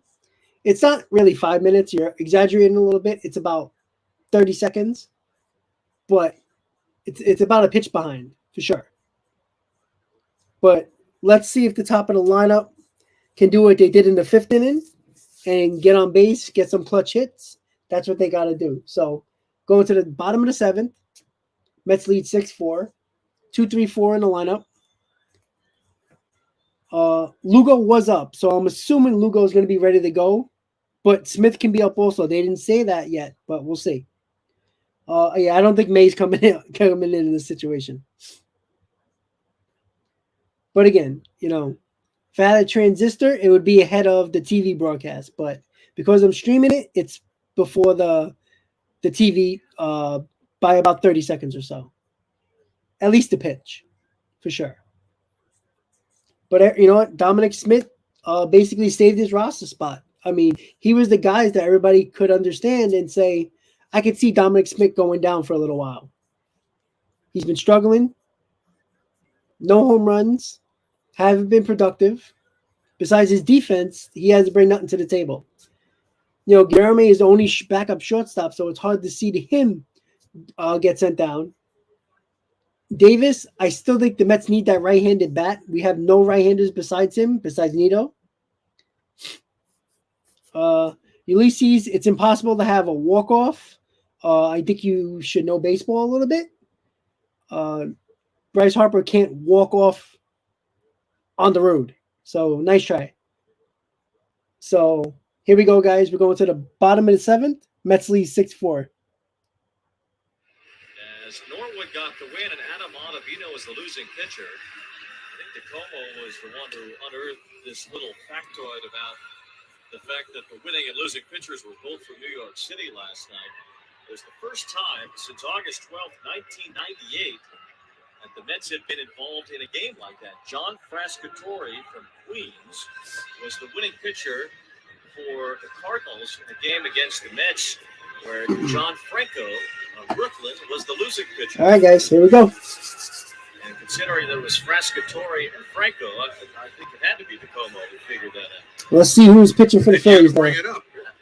Norwood. Here's Lindor against Norwood, not an Italian, as Lindor leads off the bottom of the 7th. 1 for 3 with a single and a run scored. First pitch, Norwood fires a strike at the knees, and it's 0-1. Good job by Joely Rodriguez at the top of the 7th. He made it look easy. Can we stop at this split screen at ESPN? EC2 Vision Jesus. 0 reminds you that speeding ruins lives, so slow down. ESPN just ruins everything. 6-4 Mets pitch. Lindor takes high, 1 ball, 1 strike.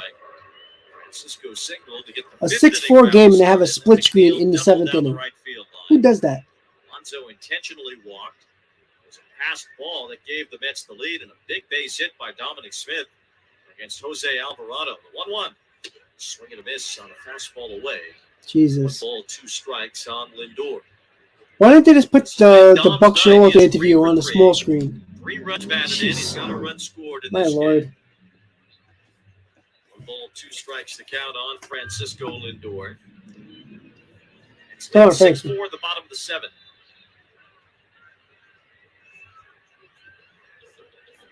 Norwood is ready with the belt tie set. The 1-2 pitch. Norwood's ground ball right side into the Whoops. shift. Segura bobbles it. And Lindor is safe at first. Whoopsie. Ball was hit well on the ground. Any Segura Philly fans couple of listening? gallops to his That's left. your second baseman Got in there front of him, but then the making ball stupid flipped off errors his again. mitt. It should be an error on Gene Segura.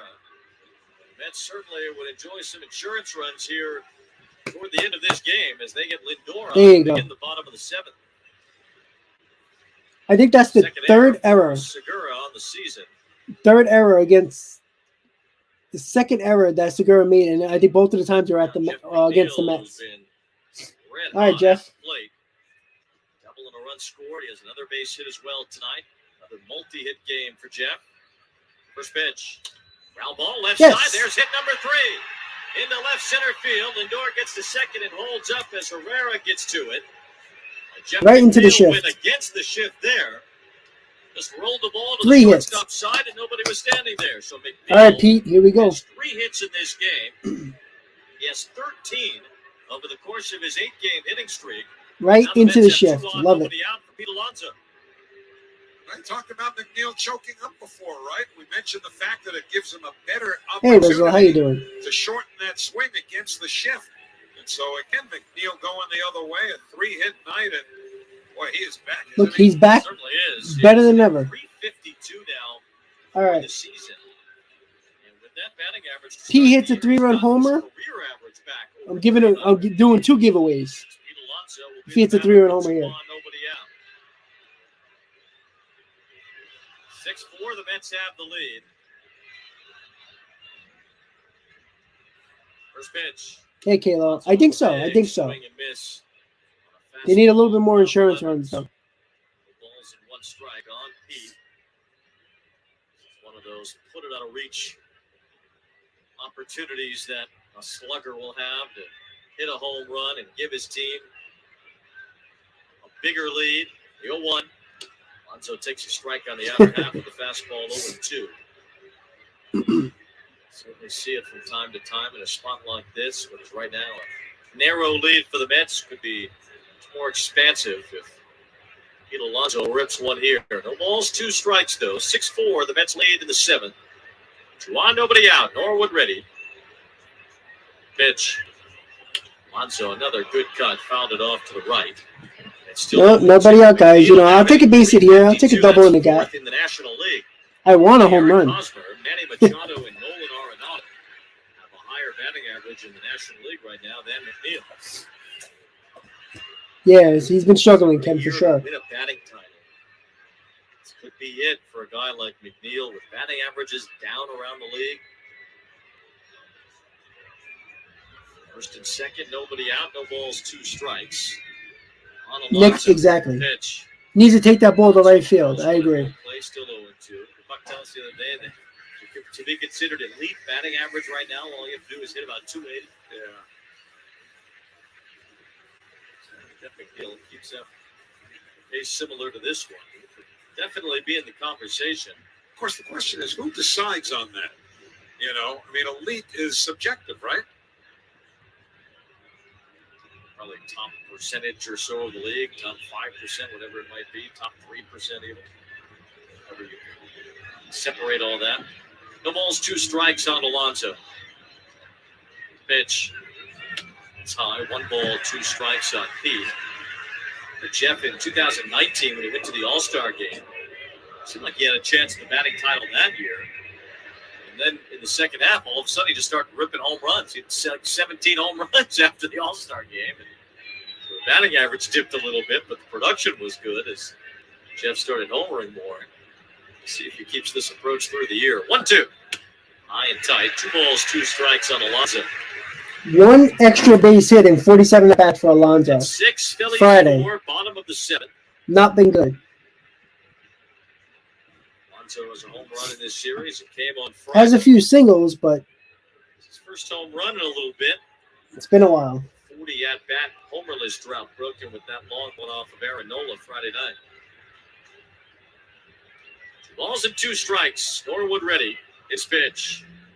Alonso lines toward right, base hit. There we go. Lindor gets the third. He's being waved home. The right fielder Castellanos throws toward the plate. It's cut off. Not inside. RBI single for Alonso. Lindor scores, and the Mets get an insurance run here in the 7th. Their lead is now 7-4. Well, that's a good job by Pete after falling behind in the count, 2 strikes. Came back, Big at fought bat. it even, and then fought a little harder on a pitch that was really about middle in on him, and he There we busted go. it into right field for an RBI. There we go. So for Pete, that's 18 Said runs it. Go to right field. on the year. He came into this game second. in the First and league in second, runs batted nobody in. out. Escobar As up. the Mets not only extend their lead, That's how you get out of a but slump. that way, they've got a big inning in play here with 2 on, nobody out. Mets take advantage of the leadoff error. See if Escobar can get something done when runners in scoring Runs position. already cashed in, and still 2 more out there with nobody out. Eduardo Escobar, the batter, 7-4 Mets. The pitch, swing and a miss. Splitter from Norwood. No balls, one strike on Escobar, who has 2 hits and 2 runs scored Yeah. tonight. I like how he just tried to hit the ball the other way. Didn't try to hit a 3-run homer. Offense was quiet, left a lot That's how you get on out of a base slump. yesterday. They Baseball bounced right 101. back today. We all know that. They have been able 7-4 Mets, nobody out. Bottom to put 7, bats first and together second, and nobody out. played throughout their lineup. A lot of base runners. McGore's been on twice. McNeil 3 times. Escobar twice. Tom Smith is 3 for 3. He's on deck. 0-1 pitch. Escobar takes high and outside. 1 ball, 1 strike. Mets lead 7-4 here in the bottom of the 7th.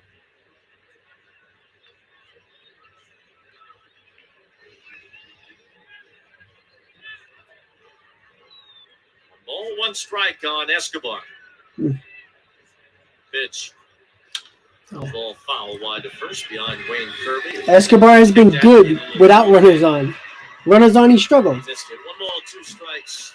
See if he can get it done here.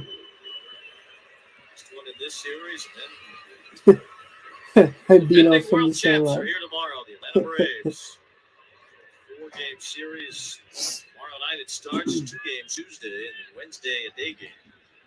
Before the Mets go to Philly. 1 ball, 2 strikes on Escobar. The pitch. It's way high. 2-2.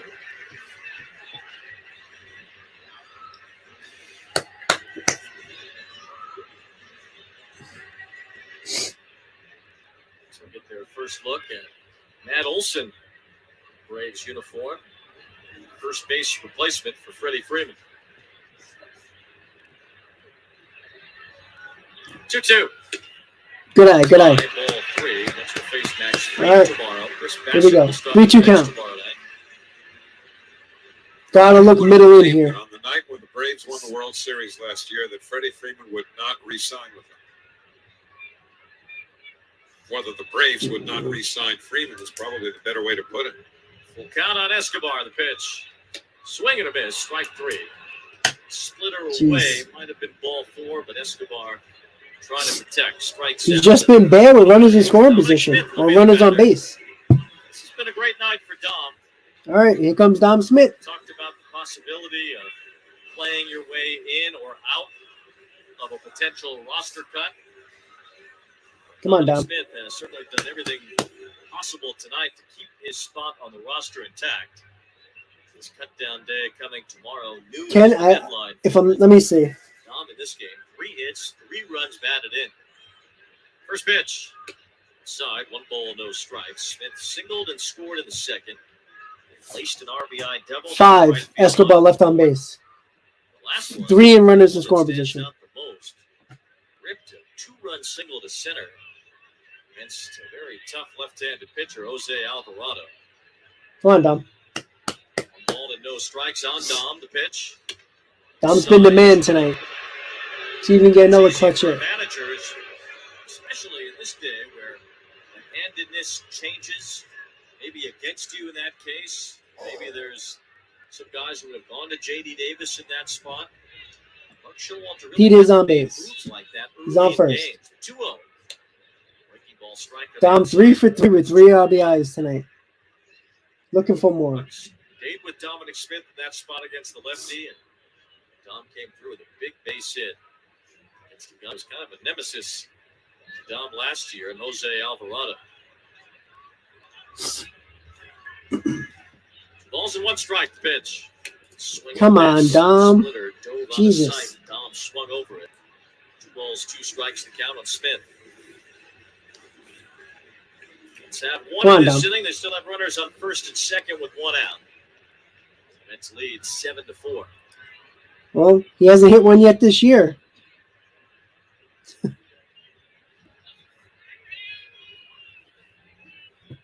It's called as Norwood steps off the rubber for a moment. Smith digs back in. 2 balls, 2 strikes to count on Dom. Dom's got to be doing what he did in the last couple of bats.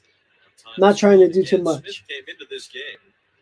Base it here, scores another run. Average, only hitting 231. Those numbers can skyrocket fast. Still early in the season, especially for a guy who hasn't played every day.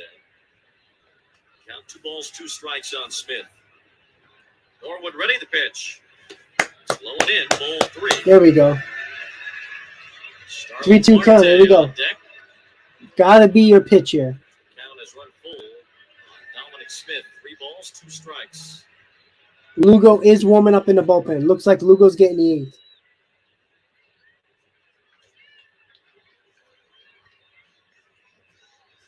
Norwood ready, the payoff pitch. Smith Yes! toward right field. That's another hit.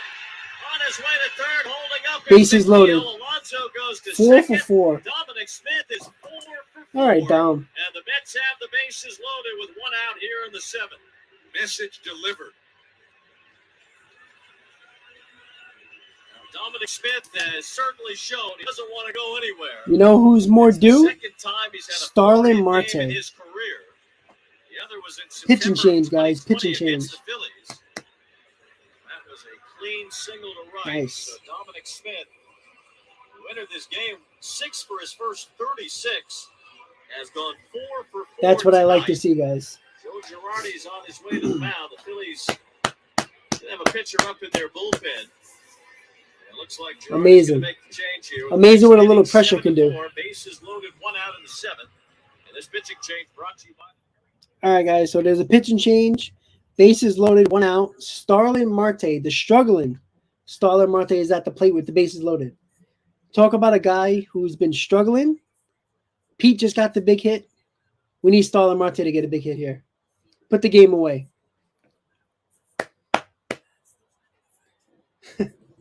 Hey, you know what? Grounded to third.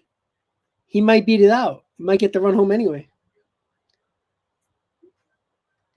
Well, it's looking more and more. You know what? All Dominic Smith did was make the decision much harder tomorrow at 12 o'clock. Who's going to be either going down or getting cut? Like, it's just leaning towards cut and Cano. It's just that simple. But can the Mets break open a game? The Mets really haven't had a game except for the home opener when they scored 10 runs and had no issue winning that game. The Mets really haven't had a so-called laugher besides that game. It would be nice to have that laughing game where you're up by 6, 7, 8 runs, not having to worry about pressure situations. Just enjoy the win. It'd be nice, especially against one of your East rivals. So we'll see. Once again, guys, pitch and change for the Phillies. Mets lead 7-4. Excuse me, 6-4. 7-4. Excuse me. Just give me a second. Mets lead 7-4. Bases loaded, 1 out. Starlin Marte, the struggling Starlin Marte, has a chance to completely blow open the game. At the moment, it's only a 3-run lead. Still a save situation intact. Base hit here could score 2. That's a 5-run lead. Easy math. Yeah, Frank, they can cut him with all that money. It's up to them. All right, guys, here we go. Bottom of the 7th. Mets lead 7-4. Bases loaded. Marte looking for anything at this point. He's been struggling. Pete finally got out of that struggle. See if Marte can. Trying to keep the Mets blowing this game open. 3-run Mets lead. Starling Marte is the batter. He's 0 for 3 with an RBI. Neal at third. Alonso More runs, second, more runs. Smith at first. It is a 7-4 Mets lead. Here we go. The Phillies have their infield. The lefty Sanchez is in for the Phillies. A little bit closer. First pitch. Marte looks at a breaking ball. Strike, and it's 0-1. Left-hander Sanchez.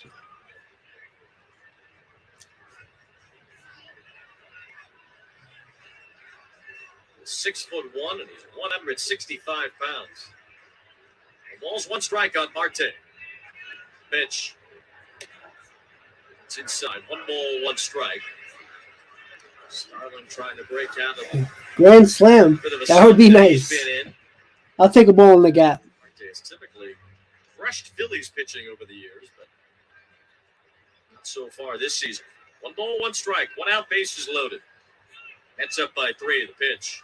Marte, it's a ground ball, left the middle, base hit into center field. McNeil scores. Alonso around third, racing home. Herrera throws to third, not in time. Smith is safe. Throw to second. Marte is out. There we go.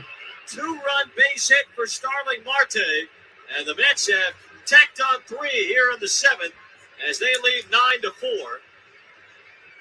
Marte put out at second. That's what I'm talking Got about. it into Bohm, and Bohm Big fired hit. Segura. That's the second out of the inning there, but Starling Marte delivers 2 runs. He's driven in 17 now on the year. The Mets have posted a 5-run lead here in the 7th inning.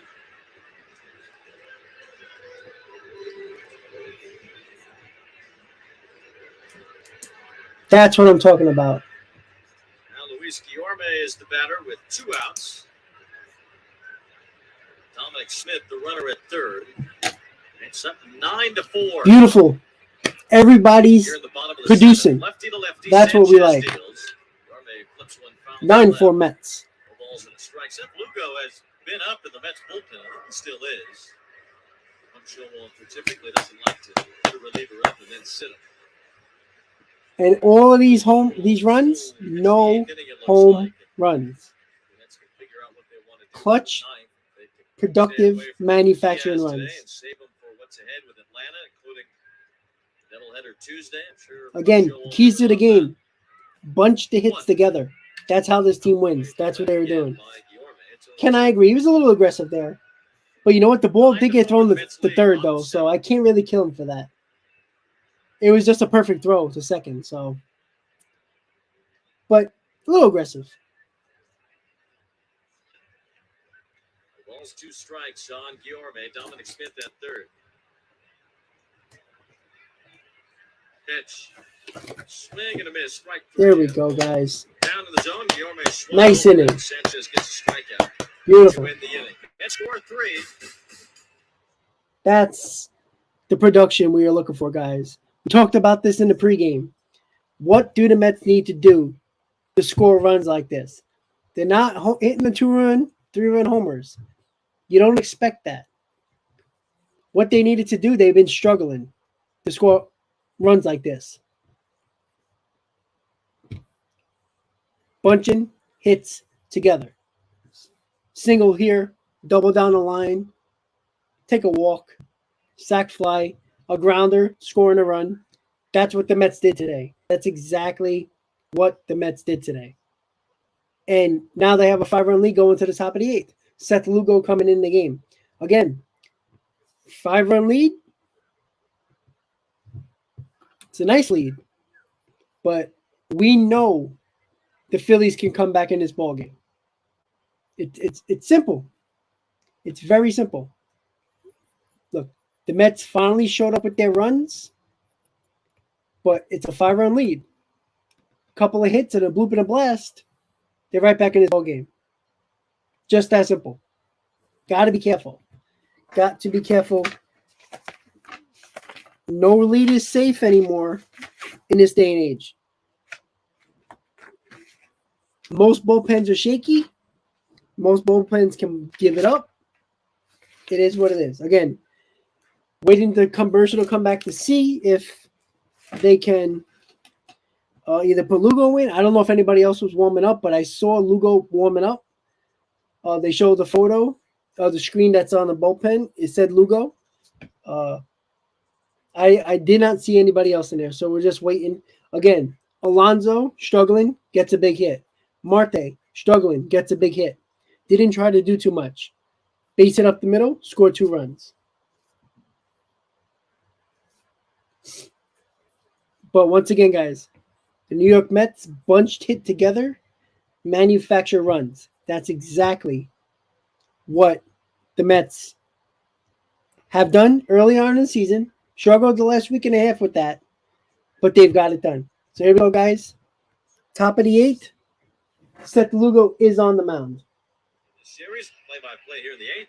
Hand it back to Howie. All right, thank you very much, Wade. First pitch from Lugo to Hoskins on the outside corner. A fastball for strike 1. Hoskins 0 for 3, 2 strikeouts. Grounded into a double play. He's just 2 for his last 20.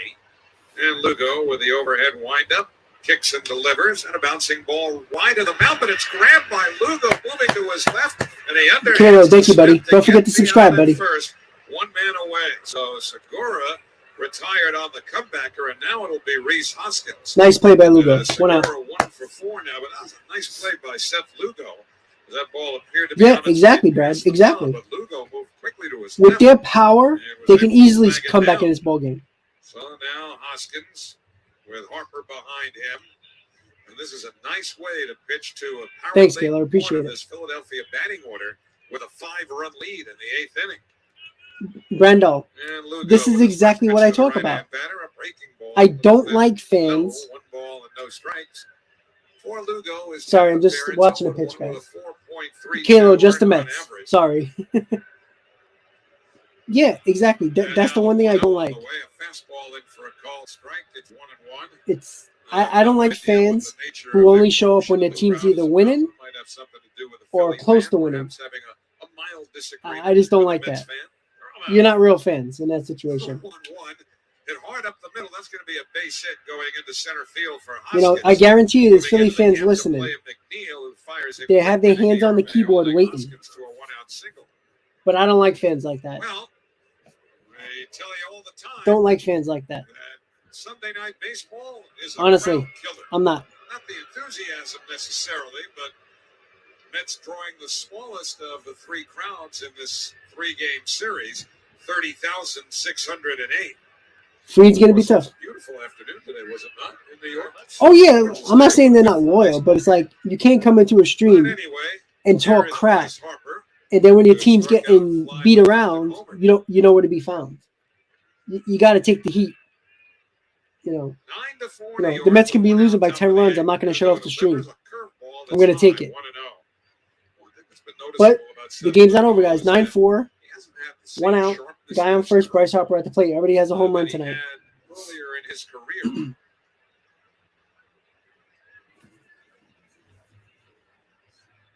Bryce Harper 7 for 20 against him with a couple of homers. Takes inside and low, and it goes off the glove of Nito. Rolls behind. You know, stupid plays like that, like a pass ball just now, can't do that. Sinking fastball. Can't give him easy opportunities to have runners in scoring position. Goes down to second base on what looks like a pass ball. They're going to charge to Tomas Nito. It's a tough one. All right, guys, come on. Pass ball we've seen in this game. The other one charged to JT. Don't need to make it interesting here. Resulted in a run coming home. An unearned run. So 2-0 the count.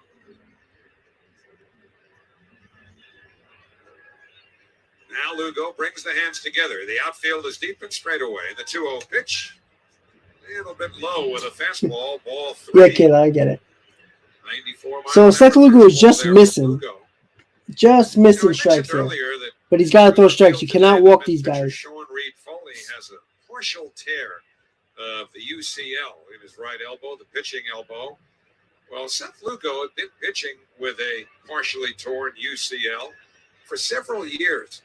And Seth was telling me this spring training that he doesn't think it's torn anymore. You know, he had the elbow cleaned out, and he thinks that there were some calcifications in there, which might have actually sort of masqueraded as more of a tear in the UCL than there ever was in the first place. Now he cannot get together with Nito, and so they're going to have a conversation. All right, Francisco Lindor is going to move in from shortstop to join the party. But I wonder whether or not Reed Foley might have had a conversation with Lugo, because if Sean is trying to make up his mind about what to do, in other words, do you have the surgery or do you try to pitch through it? Well, Lugo, assuming that it was a correct diagnosis to begin with, has pitched successfully with a partial tear. Adam Wainwright did for years, but Wainwright eventually needed it fixed. 3-0 to Harper. Harper swings 3-0. Thank you, Harper. Center, but it'll stay in the park. Thank you, Bryce. Into the gap, makes the one-hand catch in front of the warning track, tagging at second Hoskins, sprinted halfway to third, and then now, better of it and goes back that's a selfish play right there by Harper. Harper retired. Nick Castellanos. Why are you swinging 3-0? You're down by 5. You need runners. Serves as our injury update, brought to you by the Rockenberg Law Firm. That's just a selfish play. The game plan is simple. Just go to injurylawyer.com. Just why are you swinging 3-0 down 5 runs? But it helped us out. Castellanos 0 for 3 will be the batter. 2 outs. Castellanos has struck out, fouled out to first, struck out again. Scherzer struck out 9 in 6 innings. He is the pitcher of record. Lugo's first pitch, breaking ball, pulled on the ground to the shortstop hole. Lindor up with it. Long throw across in time. There we go. Nice inning by Lugo. Going to the bottom of the 8th. Mets lead 9-4. Very, very nice outing by Lugo. Kalo, I'm not 100% sure on that. But if I'm not mistaken, it might be July. I could be wrong, though. I think July. Again, let me check. Let me see what we got here. Let's see. Where is the Mets playing? Let's see. When do they play? I don't think they play them in May. Nope. How about June?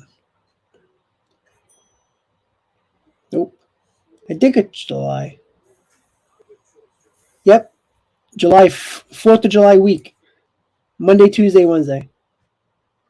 So the 4th of July. July 4th, 5th, and 6th.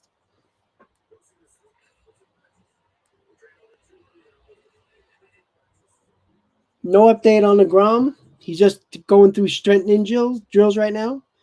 Probably pitching a couple of weeks to rehab. So we won't see DeGrom for a while. But at this moment, we're not worrying about DeGrom at the moment because we're worrying about the W that we got to get.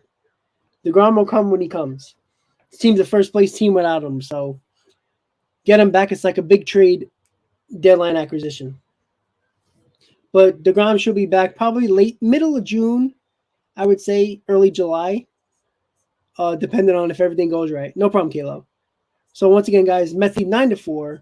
Bottom of the 8. Mets are coming back up. Again, never hurts to get a couple more insurance runs. Maybe really blow out the game and just,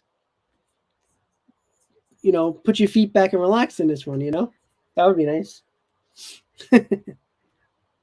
Jesus. Damn bots. They always find a way. Even though I block the hell out of it. All right, guys. So here we go. Bottom of the 8th. Mets are up. See if they can add on to their lead. Pause for a moment for station ID on the WCBS Mets Radio Network. Your home for Mets baseball is also your go-to station for news, traffic, and weather. WCBS and WCBS FM HD2 New York. Once again, guys, don't forget to hit on that like button. All right, guys, here we go. It is May 1st.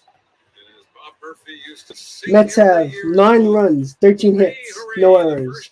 Phillies have 4 runs, 7 hits, 1 error. Let's go. As they have a 9-4 lead over the Phillies.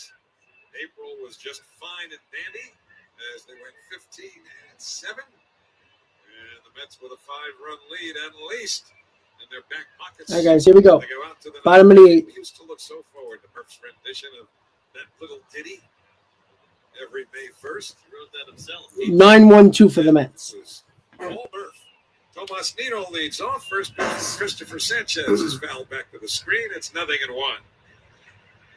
Nino, nothing out of 3.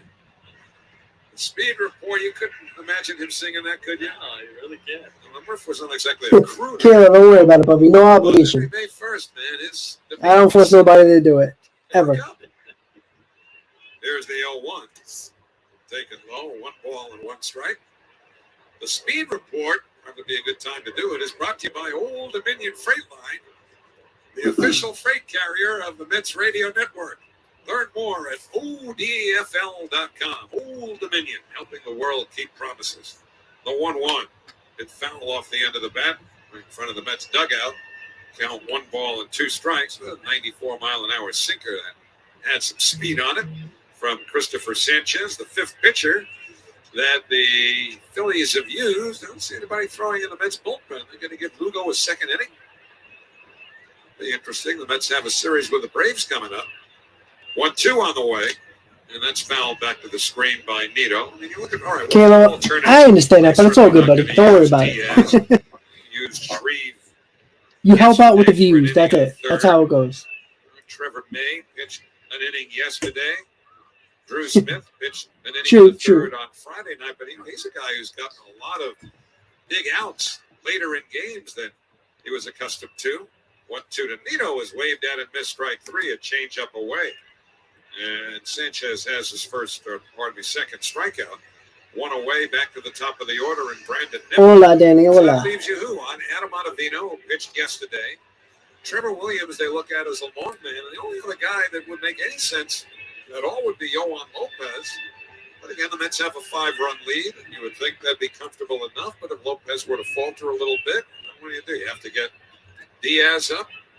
So it may well be that they just go to Lugo for one more inning. Here's Nimmo on first base. Right through the shift. Through the hole, base hit going into left Very field. nice.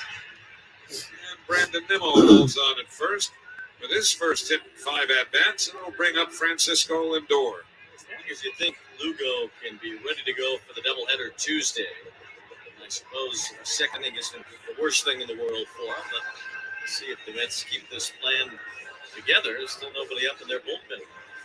One thing we'll have to ask Buck Showalter, and it's probably too early in the season for it to even be relevant. Back there, I'm watching it right The now. last couple of years, Luis Rojas was adamantly opposed to using Edwin Diaz in both ends of a doubleheader.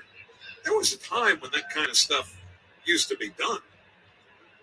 Lindor batting right-handed, the first pitch to him, chops slowly up the third base line and kicks foul. The count 0-1. I think I remember Jesse Orozco winning both ends of a doubleheader out of the Mets bullpen in a game or a doubleheader. I think it was in San Francisco in the mid-'80s. So, it's not like it would be anything revolutionary, but given the way pitchers are managed and nurtured today, I don't think that's something you'd see this early in the season. But if there is a doubleheader later in the year, when things are really getting hot and heavy as far as a potential postseason race goes, it might be more relevant. I wonder what Butt's mindset is. 0-1 to Lindor, a change-up outside. No, we don't have to bring Diaz here. It seems like Lugo's going to come out for a second inning. A little interesting about that. No, we don't bring in May. Don't bring in May. Please. If the Mets win this one, that'll be 7 straight series victories. It's hard to win a 4-game series. The 1-1 taken inside by Lindor. Change up, 2 balls and 1 strike. They've won a couple already. They took 3 out of 4 from the Giants, and they won 3 out of 4 in their first series against Washington. I would guess 4-game series are split probably about 65% of the time. 2-1 to Lindor. Now the pitch. Change up in the dirt away. And it's 3 balls and 1 strike. Mets have season high 14 hits tonight. I don't know that there's a readily available metric or statistic that would. Terry, that's not a bad idea. But the last thing you want to do is have him walk the ballpark, and then you get into trouble. Majority of the time. Certainly a Oh, they just hit Lindor. 4-game series or splits. Here's the 3-1. Inside and hit him. Well, he hit him right around the left hip. And Buck's out there looking. Fastball. Cue the smirk on Buck Showalter's face. He's already at the top step of the dugout with that very familiar countenance. So the pitcher right away went like this to Lindor. So he apologized it right away. As the Mets have just been hit for the 20th time this year, most of the majors. Lindor's largely been spared from it. It's the second time he's been hit, both times against the Phillies. The Mets and Phillies had a benches clearing situation in Philadelphia after Lindor was hit by Terry, I don't know, honestly. A little below the hip, yeah, Bobby, because I think the pitcher said, I think he apologized right away when he looked up. So, I mean, it was a fastball, but I mean he was going inside, but he, I don't see that lob on right now. That might be over. It is what it is. Again. Here's McNeil now. Runners at first and second, 1 out. Oh yeah. New York in the 8th. First pitch is lined the other way. Go. Left center towards the gap. Schwarber moving over. Can't get it. It's in for a hit, and it goes to the wall. If the score is Nimmo, they will hold it. Second and third, 1 out. At second with his 4th. Schwarber couldn't get to that one. RBI double is Jeff McNeil, and the Mets have a 10-4 lead. 4th time that Mets teammates have collected 4 or more hits Beautiful, in a game beautiful. against the Phillies in franchise history. Love it. That's how you come back after a bad loss yesterday.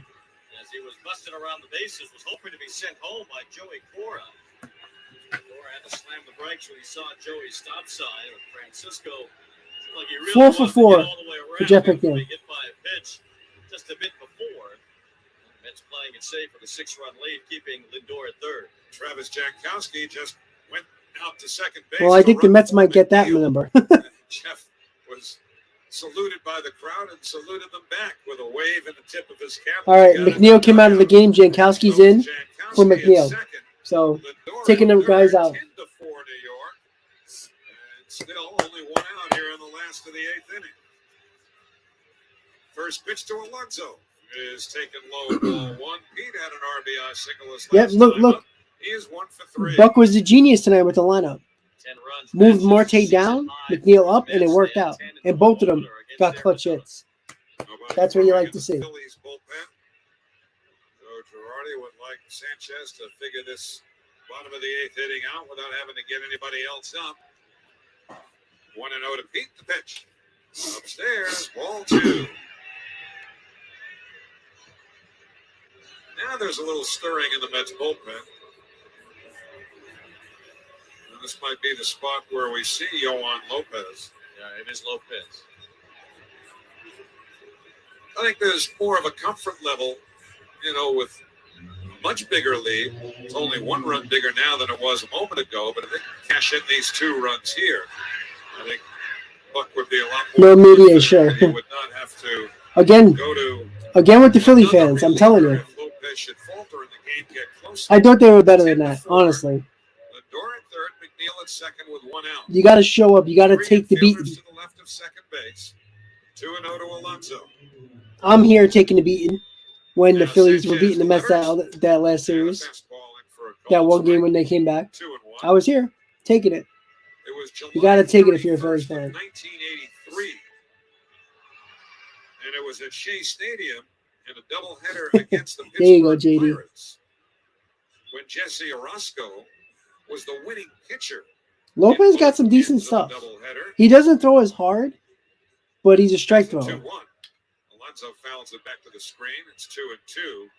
How about this? In the first game, which went 12 innings, he pitched the last 4 innings and got the win. And then in game 2, which also went 12 innings, Mike Torres went the first 11, and then Orozco came on to pitch the 12th, and the Mets won it 1-0.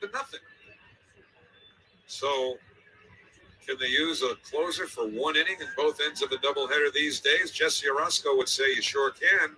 2-2 to Alonso. Hit weakly on the ground to third. A fair ball. Bohm's got it. Fires close play to first just in time to get Alonso. Nice hustle from Pete on down the line there. At third, and Jankowski at second. 2 men away. A very close play at first. Half a step he beat him. Down the line, Bohm fielding that ball right over the third base bag as Lindor had to stay on it. You know, Ryan, I know a lot of Philly fans, specifically Phillies fans. I have 4 of them that I used to go to school with, college. I don't. They usually take a beating from me when I beat them. They're not the ones that hide and go away. It's kind of odd, but I'm sorry. I don't see you as a true fan if you don't take a beating when you're down. You can't come in when your team's doing good. It just shows that you're a punk. Padres beat the Pirates 5-2. Joe Musgrove getting the win to go to 4-0. Dodgers beat the Tigers 6-3 behind. You know, I know it probably don't really mean much right now, but it would be nice to see Escobar get a base hit here.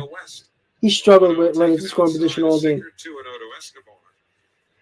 Padres, remember they tried to trade Eric Hosmer to the Mets? Well, Hosmer is off to a great start. I'll tell you who else is hitting a ton for the Padres is Manny Machado. Of course, that's with Fernando Tatis out. 2-0 pitch.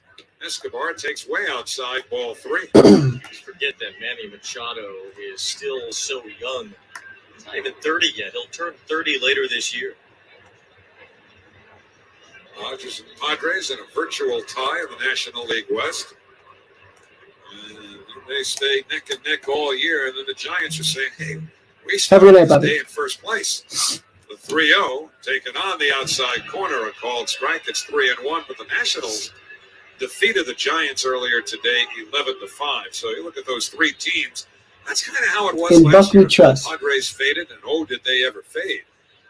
But people think Padres. Michael, I'm thinking about it. I tell you that. I'm thinking about it. 3-1 to Escobar. Foul back to the screen. Got a fastball. Had a big cut on it. Now it's a full count. Where they really failed last year, aside from really the entire second half, but where they really failed in terms of the division is not beating the Giants and the Dodgers head-to-head. So if San Diego is going to be for real this year, they've got to do better against San Francisco and LA directly. I think that should happen, Ryan, 100%.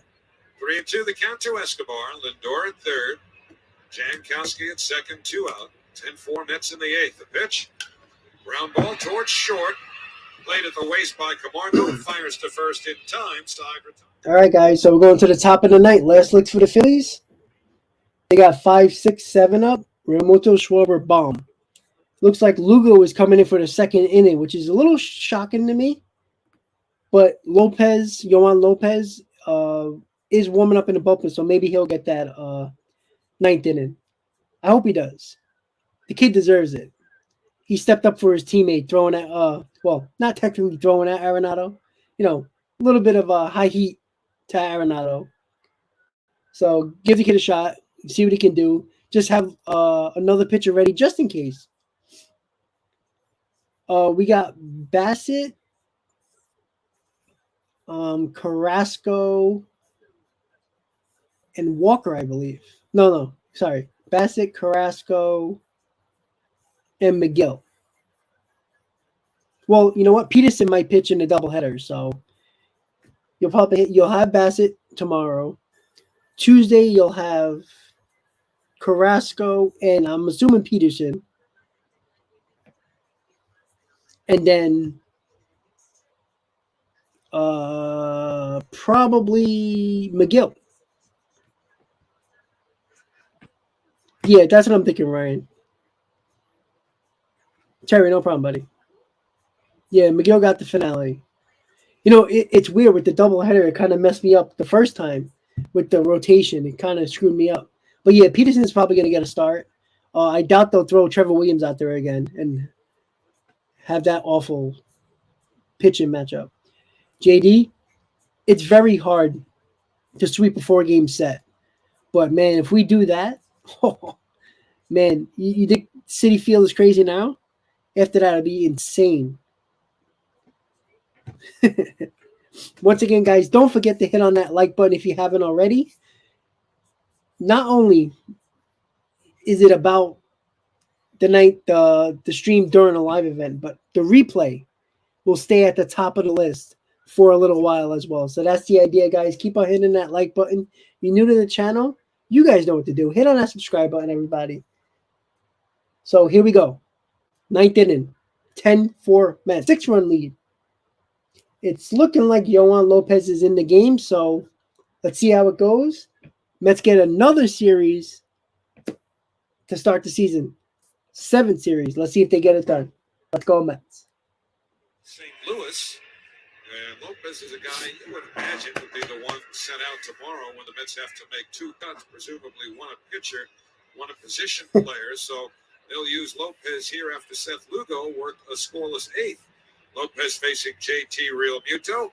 And the first pitch is driven in the air to right, not deep. In comes Marte, makes the one-hand catch. That's one. Pitch, 1 out here in the top of the 9th inning.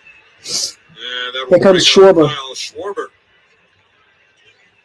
Be one of the first 25,000 fans at the May 14th Mets-Mariners game and get a Polar Bear Pete Alonso bobblehead, compliments of Citi. Get your tickets now at Mets.com/tickets. So, again, this is Max Scherzer's game to win, assuming the Mets hold the lead here. It'll go to 4-0 on the year and extend those streaks. It'll be 15 straight decisions won, 24 straight games started without a loss. Schwarber takes down and in. Can't put Lugo in the second inning. That's crazy. Well, I don't know that there's any intent there, but remember, the Mets did have Francisco Lindor just drilled on the left thigh with a 94-mile-an-hour fastball. Schwarber is 3 for 3, including 2 home runs off of Max Scherzer. You know, I think they're trying to hit him. Joely Rodriguez. I think they're trying to hit Schwarber. Now the 1-0 pitch. Inside again. Goes beyond the reach of the catcher, Nito, and goes to the backstop. The count's 2-0. We're going to get warnings here, I think. This crew knows what's going on with the Mets. And they probably know that Lopez was the pitcher on the mound who came up and in to Nolan Arenado. The umpires are going to huddle, and I think Lopez is being warned here at the very least.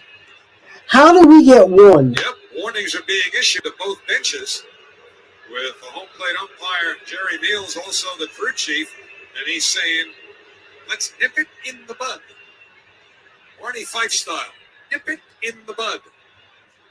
And so Jeremy Hefner just sure wanted to relax Lopez. Perhaps tell him, look, if you think that there's anything we need you to do here. They're chanting, hit him. What we need you to do is get 2 outs. They're chanting, hit him. Message delivered.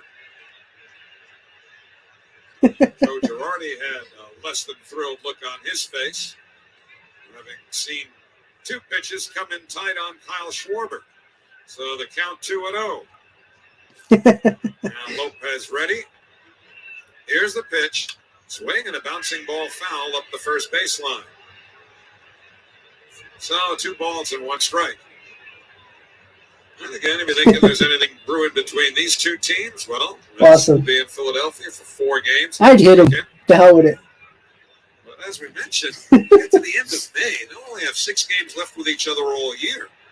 2-1. Schwarber takes on the inside corner, a changeup, and it's 2-2.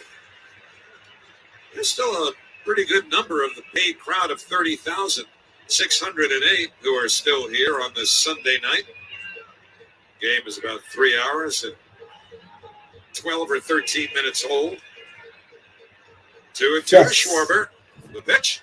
Swinging a ground ball to first to his right. Smith doubles, recovers, throws to the bag in time as Lopez got there to take the throw, and there were 2 men away. So Dom Smith, who's had a career-type night at the plate with a second 4-hit game, terrific defensive first baseman, made a nice recovery after a bobble and threw a strike He got to a first little base. To Lopez's credit, he got 2 down. there. So 2 out, nobody on. Phillies down to their last out. Alec Bohm will be the batter.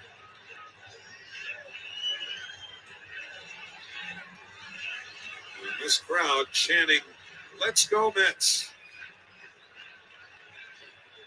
First pitch to Bohm. Swinging a high foul going down the right field line and out of play. Let's go, guys. Let's go. Put it in the books. There's been a different kind of energy in this ballpark on both of these first 2 homestands of the year for the Mets. It's as though That's it. fans are collectively In Buck we saying, trust. something's different here this year. We feel it. We see it. They are reacting in energetic kind. 2 strikes, guys. 2 The strikes. 0-1 pitch. Swing and a miss at a changeup. Now it's 0-2. Let's go. And those fans who were not standing a moment ago, pretty much all coming to their feet now. No balls, 2 strikes, 2 outs. It's 10 Phillies 4. It's looking to make it 7 straight series wins. Taking 2 out of 3 from the Phillies in Philadelphia and 1 strike away from doing the same thing here. Lopez brings the hands together. 0-2 to Bohm. Now the pitch. Low outside, a slider, 1 ball and 2 strikes. Let's have 3 infielders to the left of second base against the right-hand hitter. And if he keeps the game going, Johan Camargo We like it, GD. would be next. Lopez just trying to get it done right here. 1-2. Outfield around towards right. Now Lopez sets shoulder high. Left leg kick, the pitch. Inside, he hit him. He may get thrown out of the game now. Alec Bohm hit by the pitch. It's up to Jerry Meals. It was a changeup, not a fastball. And evidently they're going to let Lopez stay in the game. I think if that was a fastball, Love Lopez it. might be ejected here. But Lopez hitting him with a changeup, No, that was a although fastball. it's, very cavalier for any of us to suggest, well, it's only a changeup. He's still wearing 87. on his lower back. And Alec Boehm at first, but Jerry Meals deciding to allow Lopez to stay in the game. Love it. I mean, after all, Yohan Lopez, a fan favorite there now. were 2 out, there were 2 strikes. It's the 9th inning. Nobody's looking to incite a riot here. So here is Camargo. Switch hitter battling left. First pitch. Get those down and Yohan in, Lopez 1. jerseys, guys. The only thing is, and I wouldn't refer to the Phillies right now as a sleeping dog by any stretch of the imagination, but what do you want to rile them up for? You're going to see them again 4 games next weekend, and they're a division rival. But Jerry Meals, I think, showed some restraint there, change up or not, in keeping Lopez in the game after there had been warning session. The 1-0, the runner goes, the pitch taken down and in, it's ball 2. Boehm goes to second on defensive indifference. So 2-0 to Camargo, who was 0 for 3 in this game and 0 for his last 17 at the plate. Mets did have a hitter plunked in this game. That was Francisco Lindor. They have been hit 20 times this year. 2-0 to Camargo. They claim to pull in the outfield. Here's the pitch. I might just make a shirt that says Yohan Lopez. Balls and 1 strike. That fastball at 94. So again, if you're hit with a changeup at 87, is it that much less painful than being hit with a fastball at 94? Glad I can't answer that personally. The 2-1. Fastball taken high. 3 balls and 1 strike. One of the reasons Jeremy Lopez is like a hockey enforcer for the real. second pitch came in tight to Schwarber. In fact, the one went to the backstop. Mets don't want to get anybody up in their bullpen now. Not a 10-4 game with 2 out in the 9th. 3-1 pitch. Swinging a drive in the air to right. Pretty deep. It's down the line and we go. And it's gone for a home run. Yohan Camargo tucks one just inside the foul pole. And the lower right field stands for Camargo, his 2nd home run of the year. Never easy. This lead is now 10-6. And the fans react as they throw the ball back out onto the field. Camargo taking a long trot around the bases. I just wonder if Yohan Lopez made this more difficult and complicated than it needed to be. You know, he wants to defend the honor of his teammates, particularly after a couple of them, Francisco Lindor and Eduardo Escobar, were nice enough to pay his fine from the incident in St. Louis. Let's get it done here, guys. All situations are not created equal. You're just looking now for 1 more out. It's 10-6. 2 out, nobody on, and Odubel Herrera the batter. Right now, nobody up in the Mets. Let's go. Bullpen. Finish it up. We had our fun. Get it done. Swing and a miss and a good change up there. And the count, no balls and 1 strike.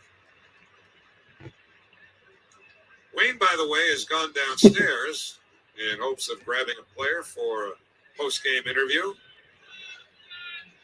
Yeah, it'll be all right. Maybe he can tie up Buster Olney somewhere and make sure he can't get to Dom Smith before Wayne does. 0-1 pitch. Wait, There we go. Miss, a slider. And it's 0-2, and again, the Mets a strike away. A sleeping giant. Come on, Alexander. Behind Herrera, you've got Segura, and then you get to Hoskins and Harper. So again, Lopez is trying to get it over with right here without anybody else having to get loose for the Mets. No break in the schedule for a week, including a doubleheader Wednesday. Check that Tuesday. 0-2. Here's the pitch. In the dirt, 1 ball and 2 strikes. Lopez burying a slider there. And again, Lopez wanted to make sure that his teammates and Mets management know that he's got his teammates back, because there's every likelihood that Lopez will be sent down tomorrow on cutdown day. 1-2, the count to Odubel Herrera. Here's the pitch. Swung on and missed, strike 3. There you go. Unofficially, the ball dropped by Nito. Now he throws. There we go. Complete the strikeout. The Mets win the ball game, and they Put it in the books. There we go, guys. There is another W, another series win for the New York Mets. 10-6. Mets took care of business after a bad game yesterday. Nice to see. Once again, guys, really appreciate everybody hanging on for this game. Another series win for the New York Mets. 7 in a row to start the season. Once again, guys, really appreciate everybody tuning in tonight. check in tomorrow around 10:30, 11 o'clock, so we can talk about who is going to get cut on the New York Mets or sent down. We'll find out tomorrow. I will go live during that. So hopefully you guys hang out tomorrow. Once again, I appreciate it. Let's go Mets, guys. 7 series wins for the New York Mets. Great start to the season. Nice way to start May. I'll see you guys tomorrow. Have a good night, guys. Big series win. Let's go Mets. Have a good night, guys.